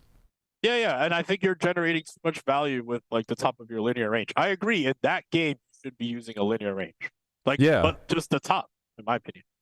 Like ace jack suited, king queen suited, king jack suited. Well, if we just use the top, why do we need to go big? 10s plus because they don't fold. That's it. It's exploited. They don't fold. Okay, I understand what you're saying. Well, I guess my counter to that is it doesn't matter if they fold or not. We don't like it. We don't have to grow the pot. If we only have nutted hands, say we only have aces as an extreme example, going big doesn't serve us because the pot will always swell anyway when we have aces. We just have a 4-street hand, right? So all that matters is lowering the SPR, but it doesn't matter how much we lower the SPR. I mean, it's beneficial for you to put in more money with really exactly aces. Yes, if we could be all in, we'd want to be all in, right? Yeah. But I mean, now I just think that people don't fold. Like we just generating a lot of money, just value in this spot. Yeah, I don't necessarily disagree. I guess what I'm saying is that I think we're also generating a lot for a smaller size, and now we can add in like king 10 suited. Yeah, that's fine. Yeah, you can do that. That's okay. I agree with you.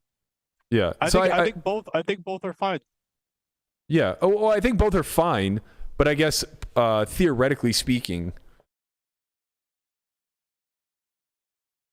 like I understand what you're saying. Like you're basically saying like, look, if you want to be a higher stakes player out one day, like throwing in some squeezes with hands that are like probably like breaking even or slightly winning in this spot, to like get comfortable. You know, why does this shit shake? For you to get comfortable with what this looks like is good, and then you also like get some feedback on how these people play. I agree with you. Yeah. I guess I think my strategy makes more money. It 100% does. I wholeheartedly agree with that. 100%. But I think that you limit yourself to only being able to play 2-5. If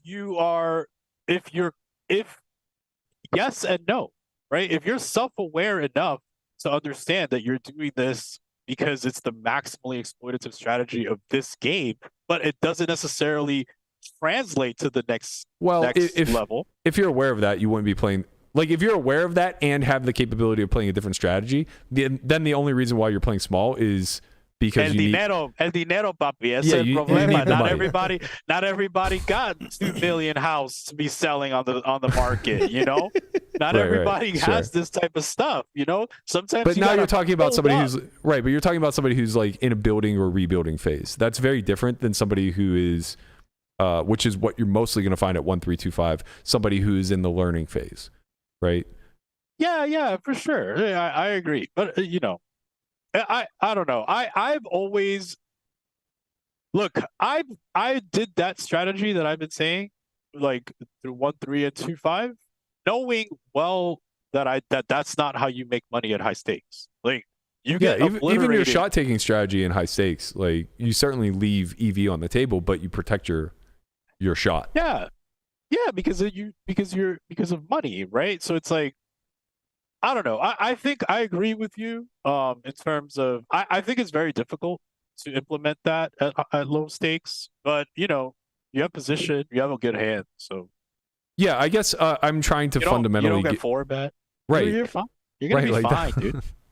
Those are the things that really matter. Like, I guess what I'm trying to advocate for here is how we generate or how we choose our size is going to be predicated upon, first and foremost, what our frequencies are. So the more that we are choosing a certain action, the more we're going to have to size down, right? Like if you have a wide opening range, then you're better served to open min than you are 5x, right? Like that seems obvious, I would hope. And the same thing becomes true whenever you are putting yourself in a situation to 3-bet. If you want to be playing a lot of hands, then it's going to be important that you're 3-betting for a slightly smaller size. Now, if you want to split between 3-betting a tight linear range and calling, that's fine too, but you're going to have to put a lot of work into that calling range construction, right? Because people get too lazy. It becomes way too easy to just always flick it in with deuces, always flick it in with ace-deuce suited, always flick it in with these hands that in theory never exist, right? But in practice, you can get away with because the environment's overall passive, right? And that passivity applies to every single street. So you never really get wrecked because you don't get charged, right? Like you just get to over-realize equity in a lot of situations.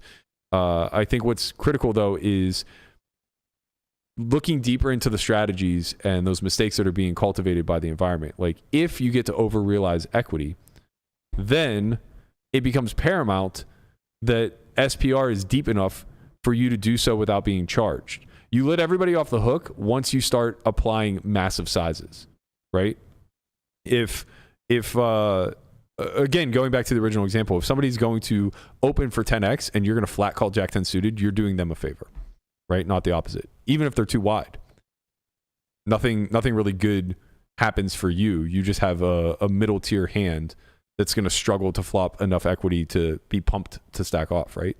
But if they open 10x and you flat a hand like ace queen, now you're absolutely wrecking them, right? Like that's kind of the give and take.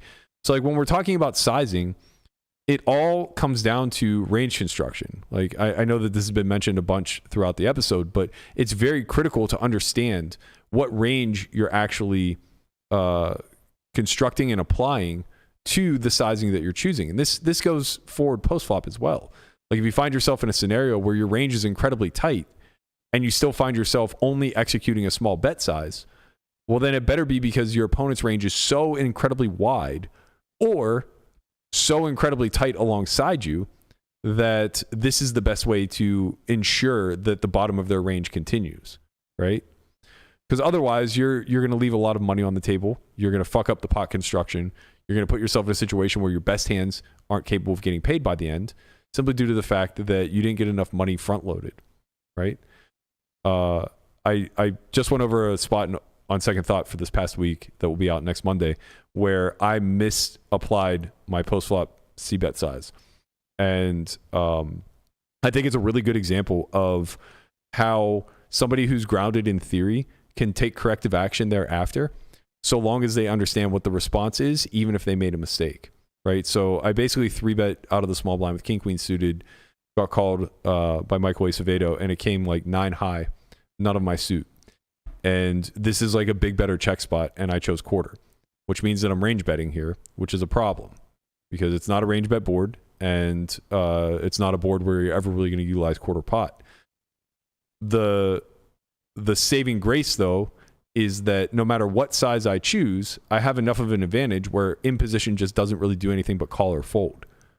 So since I already thought that to be true whenever I chose my sizing, we can take very quick corrective course on turns and rivers because our range is incredibly tight, even though we were range betting, right? We're just choosing a tight range to 3-bet with to begin with. And now we just know his range is slightly wider, so we get to attack certain portions and target.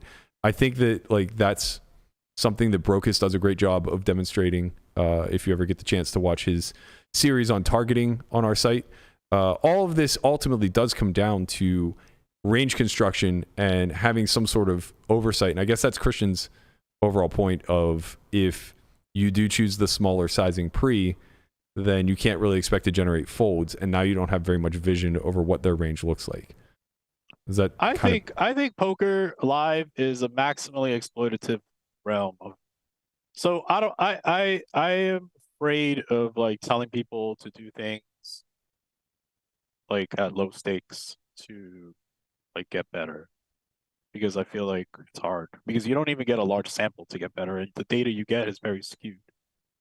Like, so it's like, I don't know. I just feel like you kind of just need to get better at poker on your own and then exploit people at low stakes. But maybe that's too simple. Maybe that's just a too. Well, I don't think it's too simple. I just think it's cart in front of the horse, right? Like, it's basically saying get capable of beating 5-10 and then go back and beat the fuck out of people at 1-3. Depends how much money you have. Everybody has to. Dude. I mean, you have to assume that people are not going to learn at higher stakes. It's weird, man. Like, because I think if you're playing 1-3 no limit hold'em, right, and you just have like whatever, call it, 10K. I don't know. Maybe that's what people have, right? You have like 40 buy-ins at 2-5. I'm sorry, at 1-3 win. Like, you should just like make as much money as you can because 10K is not that much money. Like, so just like make 20,000 and then move up to 2-5 and exploit them and make 100,000, and now you're in a pretty good spot, right? Like, isn't that the name of the game? Am I going crazy? Like, are we No, playing I think you just have like a lot of survivorship bias. Like, I think I agree. I feel like I've ran very good, and I've ran very good in big spots. I think the amount of people who turn 10K into 100 playing small stakes is 1%. Yeah, only like 5% of people make money playing poker anyway. That's true. Isn't that? Yeah, that's probably true, but that's true over the long run, right? That's not true throughout the course of things. Like, there are going to be plenty of people who could potentially be losing, or very likely are losing when they go through the learning phase. Landon's a good example. He was almost certainly losing as he was learning at like micros and whatnot, but eventually will become a long-time winner so long as he gets there. Right, but that's because he's playing micros, right? You're playing 10 and L. You're playing 5 cents, 10 cents. Yeah, I mean, I guess I feel like anybody who's going to take on the live dream would have to see 1-2 and 1-3 the same way. Maybe that's true. I don't know. It's just. I mean, maybe the money factor is just too great. I think it's hard, man. Losing. Imagine. Okay, like, this is the truth of the matter. Like, Landon goes like, what? Not Landon. Any live, any online player, you go on like a 20, 30 buy and downswing. Very normal in some spots, especially if you're not winning at a high clip, right? Like, say you're winning 2 BB per 100, whatever. You're gonna go on a 30 buy and downswing. You go on a 30 buy and downswing, playing 1-3 no limit hold'em, you're out of the game. Like, for the most part, you're just gone. You're just never to be seen again in like the forest somewhere. You know what? Well, like, it's just, I don't know. I just think that the stakes actually mean a lot more live because the game's actually like for it's tough to replenish. Yeah, it's just a chunk of cash. So like, I don't know. Look, I don't have all the answers. This is why you run the show, Merc. Like, I don't have the answers either. You run the show. Get in there. 3-bet Jackson suited. Fucking who cares if they call with ace jack suited because they didn't bet you. C-bet the flop. It comes 9-8 high. You're gonna win anyway. Who cares, dude? You're gonna win on 9-8 high a lot. Yeah, you win. You 9-8 high. You got board coverage. You need board coverage. This is. I mean, look. I'm joking, but like at the end of the day, like you're right in a lot of spots. I think it's just a different framework. Like, when I look at live low stakes, I just think of like you're just printing money. You're not really there to learn. Like, you learn on your own time. Like, you learn on the side, right? And yeah, then, like, I guess I think that's again survivorship bias. Like, most people playing small stakes are not printing anything. They're losing. That's why. Right, that's why it's soft. Yeah, I agree, Berkey. Right, I think it's just a crutch. Maybe you're right. Maybe it's just a lot of survivorship bias. I agree. Yeah, I know you're that, very like, good at the game. No, I'm not that good, dude. Like, I'm not 3-betting Jack 10 suited. I'm just in 1-3, a squeeze. Are you crazy? Like, dude, think I'm just trying to bust my roll. Like, look, no, and honestly, this is what I did. Like, I agree with you. Like you learned this way, right? Like you learned through trial and error, right? So like you were in there, you were slinging it with the Jack 10 suited 3-bet, maybe even Jack 9 suited. Berkey, I've seen you squeeze Jack 8 suited. I've Sure. seen it all. Sure. Like, but I learned like, look, I played low stakes, and it was just I'm just there to print. Like I'm there for one job only. Like, But you already knew what you were doing when you were playing those stakes. Is my point, at least to some degree. And you also came from a very risk averse background. Like at your first, your earliest story is having aces pre and nit rolling somebody where you almost didn't even want to call off because you thought he was going to make a flush. That was the first time I played poker, and I had $500 to my net worth. Right. Okay. Right. So, and ever since then, Berkey, it's been a fucking straight line to 2-5. Okay. So Right. leave it alone. So that's what I'm saying. Like, at some point, like, I guess it just becomes a matter of, do you want to win now or do you want to win forever? And that's a bigger conversation to have. Yeah, I think that's a really cool conversation. Yeah, Tips and tricks and tactics and like, just play tighter than the field. Like, yeah, you're going to make some money. Honestly, I think like that is most easily paralleled to MTTs, right? Like, there are a lot of people out there that will just spread the information of like, you don't really need much to be good at MTTs. You just need to be able to buy in, play tight, know your shove ranges, know your call off ranges, and like you're just printing money. I think it's the other way around, dude. I think you should just now in tournaments, I'm the opposite of this. You should 3-bet the shit out of everybody. You should c-bet every single flop. You should open wide from all positions. That's what you should do. Just be a complete fucking maniac. You're gonna make money because people are risk averse and they don't want to call down for their life. That's how you should play tournaments. And eventually, you're gonna win something because you're just gonna bulldoze your way down to the final table, and that's it. And then when you get down to 20 big blinds, play tight and reshove. Sure. I don't think the game can be that simple. And I think it's barbaric out there, bro. Listen. I think tournaments are actually the exact opposite. I think they're the most nuanced, complex version of poker that we can. You've changed. Well, it's just true. I mean, the mistakes that you can make are smaller because you're more shallow in general, so you're not making as big of a big blind per 100 loss rate. But when you factor in the ICM and attach the dollar to that big blind per 100 loss rate, it becomes pretty astronomical. I've heard. Listen, one time I spoke to Fedor Holtz, and he told me ICM's a myth, dude. He told me himself. You know when he lied? He lied to you. No, he ain't lied to me. He didn't lie to me, dude. He was telling me the truth. Son. He was next to Elliot Rowe. That's how I know he was telling me. He wouldn't lie. He wouldn't lie in front of him. No, he would never do that. I don't know if ICM's a myth. I personally don't like to abide by it because it's very complex, but it's also just like very.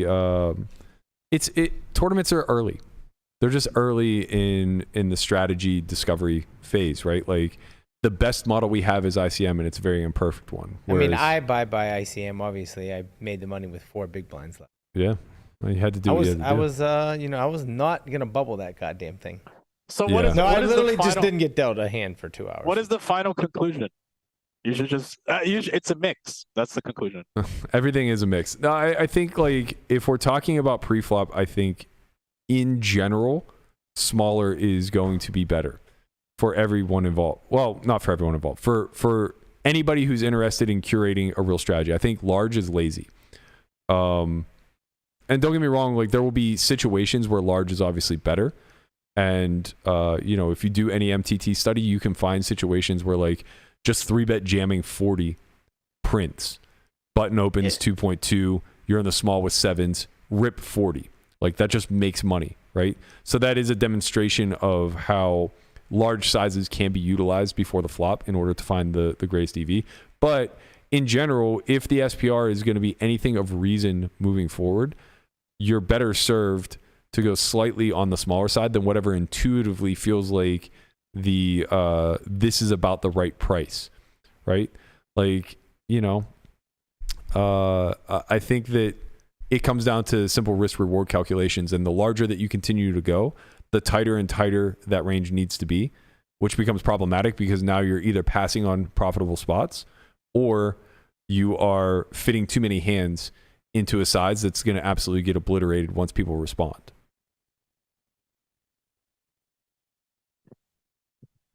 You can just jam. You got 100 big blinds. Open for 4x, call in 2 spots. I'm all in. 2 10s. Now what? I win. Sometimes you're supposed to do that, I think. It's 13 and a half big blinds you just picked up. Yeah. So a lot of money. all jokes aside, though, like, so you think you should have? What do you think the difference in your strategy will be if you play 1-3 and like if you're playing 1-3 at the Wynn versus 10-20 at bluff? I think my biggest adjustments are post, not pre. I think that post flop, I do a lot less barreling in 1-3 because pots are multi-way more often. So I'm a lot more selective in the candidates that I would choose to put in money post. And I think my sizings would all scale back because I would want to threaten all in on rivers more often than anything else. That's just the nature of multi-way pots in general, right? You try to procure a range that will have value and bluffs on the end, and you're not that particular about how those hands are performing on the earlier streets, right? So like I'm a lot less concerned about protection. I'm a lot less concerned about having future optimal bluffs, and I'm much more concerned about having equity and then having hands on the end that will block or unblock calls and folds based off of what I want them to do. So I would try to turn it into like a 2 and 3 street game post flop as much as possible because of the multi-way factor. Whereas in like 10-20, most pots are going to be heads up, and you are going to basically have 2 strategies on most boards that are going to segregate between very linear, working towards being polarized if you're the uncapped range, or just starting off very polar because you're uncapped and have that big of an advantage, right? It's the overbet on ace king 5. You're just starting polar, and then you're partitioning your range out thereafter, as opposed to maybe the range bet on king 3 deuce, where you're carrying a linear range through multiple streets, but you'll still have polar actions as you arrive at river. Maybe you have a 300% pot jam with some hands, right? Like, it's so much more complex. There's so much more nuance whenever you're playing at depth against competent players in heads-up scenarios where we all have some sort of vision over what the ranges look like, what the strategies look like. At 1-3, it's a lot more quote-unquote bingo, right? So I'm just going to try to go post as much as possible with hands that have high upside with minimal risk, pocket pairs, suited aces, things of that sort. I'm going to put a lot more of an onus on making 5-card hands. You know, you make straights, flushes, full houses, you make a lot more money than if you make 1 pair type of holdings versus people who inadvertently slow play, right? The people who like play queens scared for 3 streets whenever you're just blasting off with ace 10 on a 10 high board. You kind of just get clipped by their accidental trappings. That would be the major difference to me. So it basically comes down a lot to sizing and range construction. Yeah, that's exactly like that last part is exactly what I was saying. Yeah. Like, you just try to make good hands without putting a lot of money in. Well, specifically, you try to make 5-card hands. I think that's the biggest difference. Is a lot of your win rate in like 10-20 and above when you're playing a strategic game will come from like top pair plus. Whereas a lot of your win rate in these lower stake games come from 5-card hands. So like straights plus. And that's the major difference that we're looking at, right? I'm not so sure. Why you say that? Because like you could still like at low stakes you should be like value betting like super thin, because they call like if the board is like a like a flush or whatever, like they're still calling like 1 pair or and stuff like that. Like I think the opposite's true. Yeah. I think that's true in like a higher stake environment. Yeah, I think they overfold a lot to just like. I think when board textures change. Folding? Well, I don't know about overfolding, but I think in low stake games where board textures change, they overshift their ranges. So a hand that was like very strong, like top pair, top kicker, when the flush card falls or when the straight card falls, I think that they can tend to overshift it and either potentially turn it into a bluff themselves or just like have it as a low ranking bluff catcher. Yeah, like they need to have bigger hands. Like that's because why it's multi-way. Right. So it's like that's why having straights, flushes, full houses are profitable, because you'll get called by the 2 pairs in the sets and the straights versus the flushes. That's not to say that you can't value bet thin. I for sure think that you can value bet thin, Mm-hmm. but like I would say like you can value bet 2 pair on a 1-liner, right? Like not so much like 1 pair on a super textured wet flop or river. I should think say. what happened. I think the major difference. Sorry, my camera went crazy. I mean, I don't want to sound like a broken record, but the major difference I think is that people at low stakes play the absolute strength of their hand instead of the relative strength of their hand. Yeah, I agree with that. And when that's the case, they are just fairly easily they just call for too much money. Like they just like overvalue their hand by large amounts, like hundreds of blinds. Like the reason why I think that's true prior to the board texture changing, for sure. The board texture changes, sure, but like they're not going to fold 2 pair even when the board texture changes. It's still 2 pair. Agreed. Like yeah, I agree with right, that. but that's a huge amount of your win rate coming. Like when you get in 100 big blinds on the river, We're agreeing and they call, right? But I think that's a huge problem. Yeah, like, but we're agreeing. That means that you need a 5-card hand. Correct. And what I'm saying is like so my major thing is like when you're 3-betting these like bottom linear hands, it's mostly to like take away, right? It's not. I'm not gonna call it a bluff because obviously the definition of a You bluff, have equity, you know what yeah. it is, Yeah. right? We have equity, but like it's not for value, right? It's straight like it's an equity hand with intentions of a steal, at some point a takeaway, right? The 2 factors at low stakes that are working against you are the first one, which we can argue about, is you don't necessarily have like clairvoyance or vision over the relative fold frequencies of these 2 opponents, right? We could argue we don't know, right? The second part is that they overvalue hands for massive amounts of money. So though combining those 2 things, the fact that we don't know their fold frequency and we don't know how much they're willing to put money in, means that like this hand is going to underperform through the 3-bet, in my opinion. Because how are you going to take it away from them when they overvalue hands? I just don't see it. Yeah, I understand what you're saying, but I guess where we disalign is like I don't think they overvalue no pair hands. Okay. So and I think I just think they have no. So, yeah, I think they just miss a lot. Like yeah, I think C betting works. Yeah. I think C betting works more in low stakes than any other stake. Yeah, I agree. I agree that C betting, but like yes, I agree that C betting does work. But like, you're gonna C bet a 3-way 3-bet pot with no vision. Like, how are we gonna win this hand? I think it's expensive.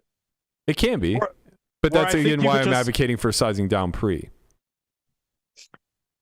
Yeah, right. Like that. In general, I would utilize a lot more small sizing, sort of strategies at small stakes. Yeah, I mean, I think both strategies work. I need to try your strategy and see, because I'm scared, dude.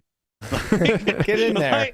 I'm like, okay, it's gonna. I don't know what they're doing, but I know what I'm doing. I'm in there.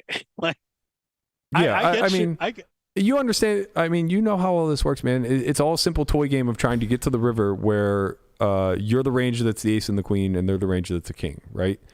So it's like, yeah. The problem is they never fold the fucking king in this game. Maybe not.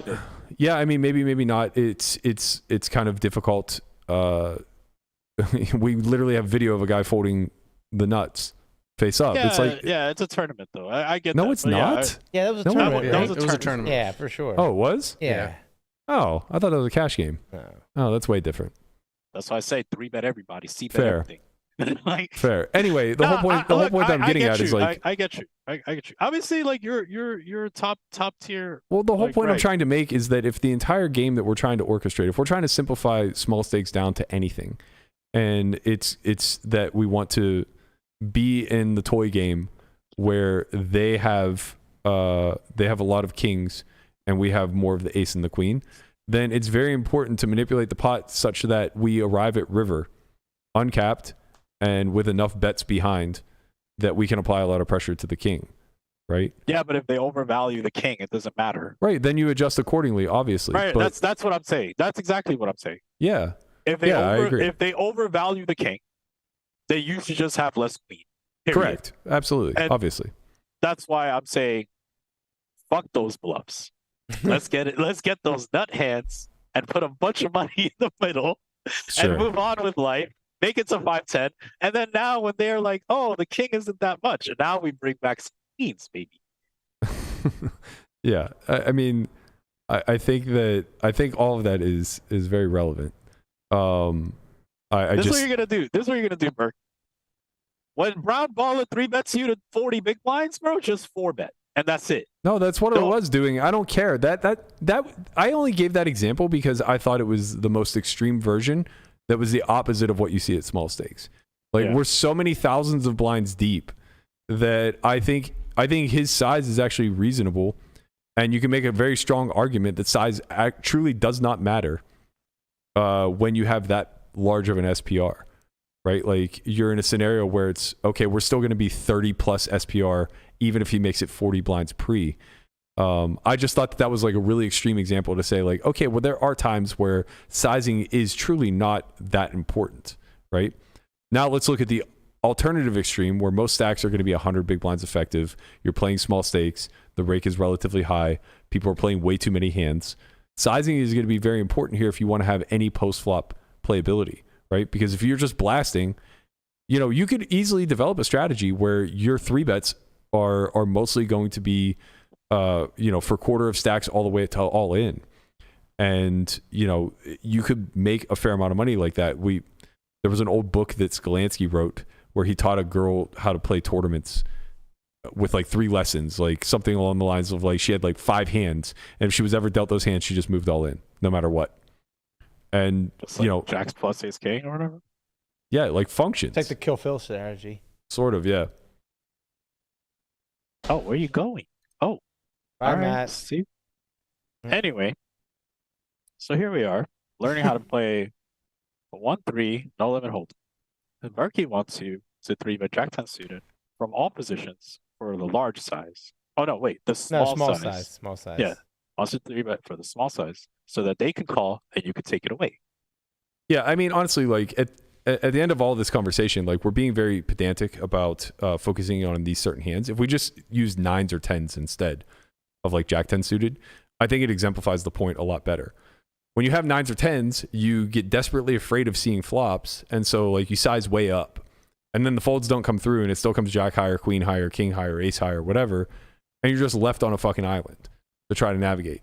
And then what ultimately ends up happening is people get afraid to start 3-betting these hands, and they start calling and falling victim to the same strategic problems that the rest of the field is falling victim to, right?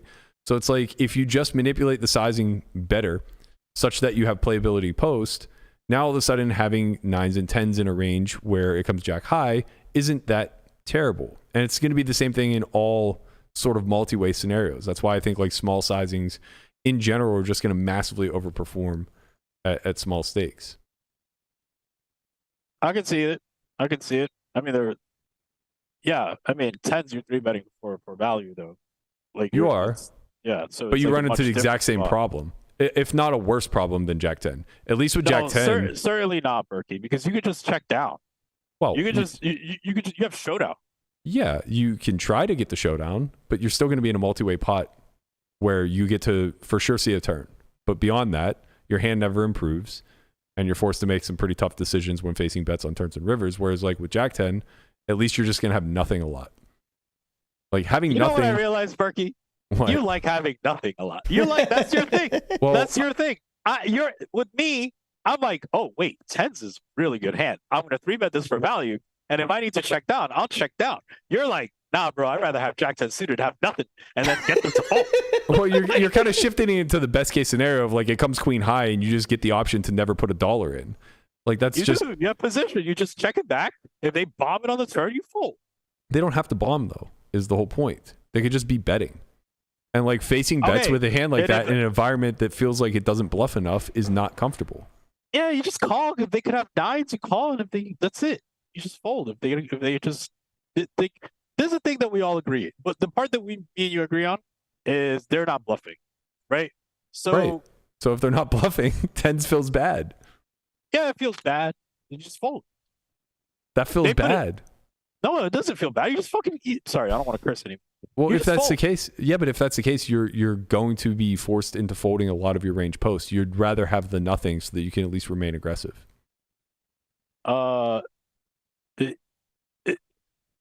Yeah, okay. You could have nothing, but you're just like. You understand what I'm saying? Like, We're gonna keep going in circles because like when you have nothing against a that overvalues hands, you're gonna underperform. Right? It comes down like I don't see how we get away from that. I mean, it depends. Like, if you're speculating that like they overvalue nines and tens and just like never fold post regardless of how many overcards fall, then yeah, of course. I don't think that's true. Okay. Yeah, no, I agree with that. Obviously, they're gonna fold if it comes king queen high, like with nines or whatever. But I also Yeah, but think even they're like never queen gonna fold. high, But I also think they're never gonna fold king 10, no matter how many streets you put in sure. on king queen 3, 6, 7. King 10 seeing the river. Yeah. And you're just gonna launch it with jack 10 suited, trying to target king 10 and ace queen, and you're just gonna get called. Well, you don't have to.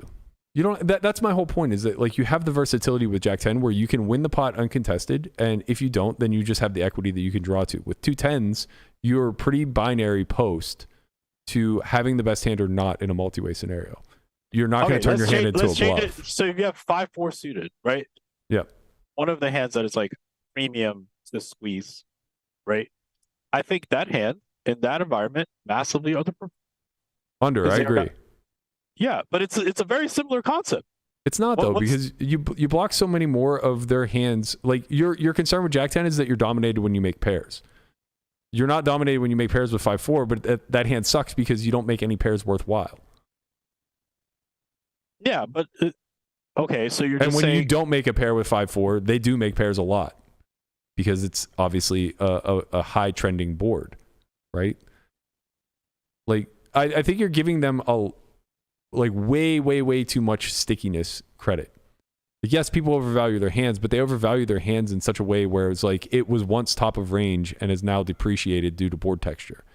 They don't suddenly just have like 2 6s and see 5 overcards and just be like, nah, fuck this guy, man. no, Calling pot. but like ace king on king jack 9 XX can go 3 streets at 1-3. Just straight 3 streets because king ace jack might call, king queen is calling, king 10 is calling. You're always going to be able to cherry pick hands, but these hands No, in what I'm saying theory are is that just like that's the obvious major- bluff catchers. No, but I'm saying like they're but they're not obvious. Like people are not just like calling down king 10 on king queen on king jack 9 XX for 3 streets in a 3-bet pot. Like that doesn't happen at 10-20. Like you just don't get called on that river bet. I mean, you don't not get called. You don't not get called, but you don't just always get called. All right, but like this hand's 0 EV by the end. Like I don't think those hands are the targets. I mean, when you're tripling it off on king jack 9 with like ace 10, you're hoping to generate a fold from like king 10 or jack 10 or whatever ace jack. I mean, I think you're trying to make the jack indifferent, not the king. I mean, king 10 is not printing money on the river call. No, but it calls more than it doesn't.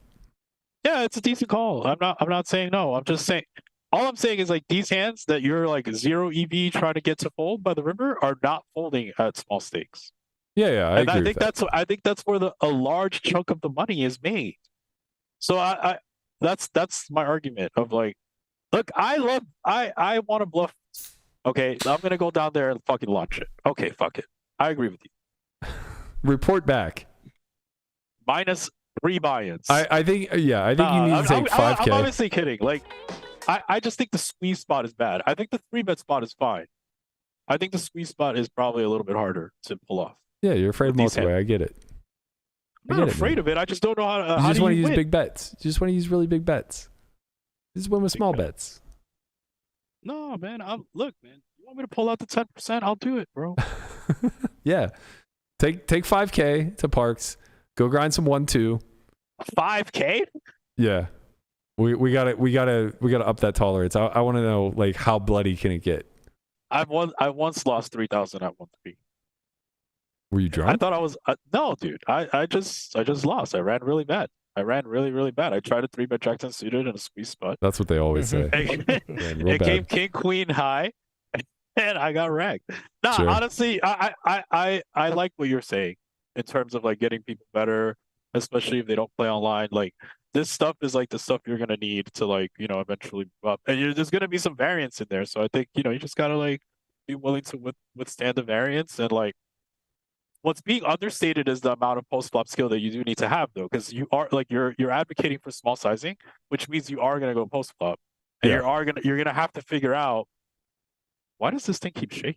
Oh, you're gonna have to figure out how to win in these spots, which is not as easy as like, oh, you just flop equity and win the pot. No, of course not. I think that going posted is inevitable. Like whether you choose large or small sizings, you're still gonna have to go post. But you're right in the sense that if you choose the larger size, your post flop decisions are minimized. So you do find yourself in more scenarios where you could just be all in by flop or turn. But again, I think like these restricted strategies are very they handcuff tremendously, right? They're very lazy.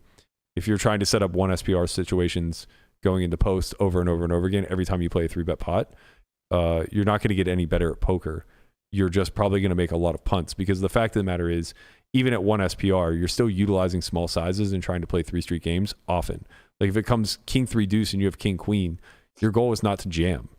Yeah, and then hope that they just have a worse king to peel with, or that they don't fold 10s or something like that. It's to find a way to navigate 3 streets and to slowly get the money in as it's supposed to. But I think that fear of being outdrawn, the fear of what's to come, and all these other aspects are what plague people with small stakes and prevent them from ever being winners. So it's like, we can preach this tight is right tactic as much as possible, but it really only makes money on one street, and that's pre. And then moving forward, it sets you up for simpler strategies, but there's still a fuck ton of mistakes that you could be making, leaving money on the table, as well as putting yourself into situations where your opposition is funneling closer to their top and you're not recognizing it. Now all of a sudden your value hands aren't making the money that they should be, because there isn't any target to shoot at. There's a lot of situations you'll find yourself in those scenarios where you're playing a 3-bet pot, you have top pair, top kicker, and you arrive at the river and you find yourself like wanting to check down because you just can't possibly find the hand that's worse that will still call. Yeah, that happens for sure.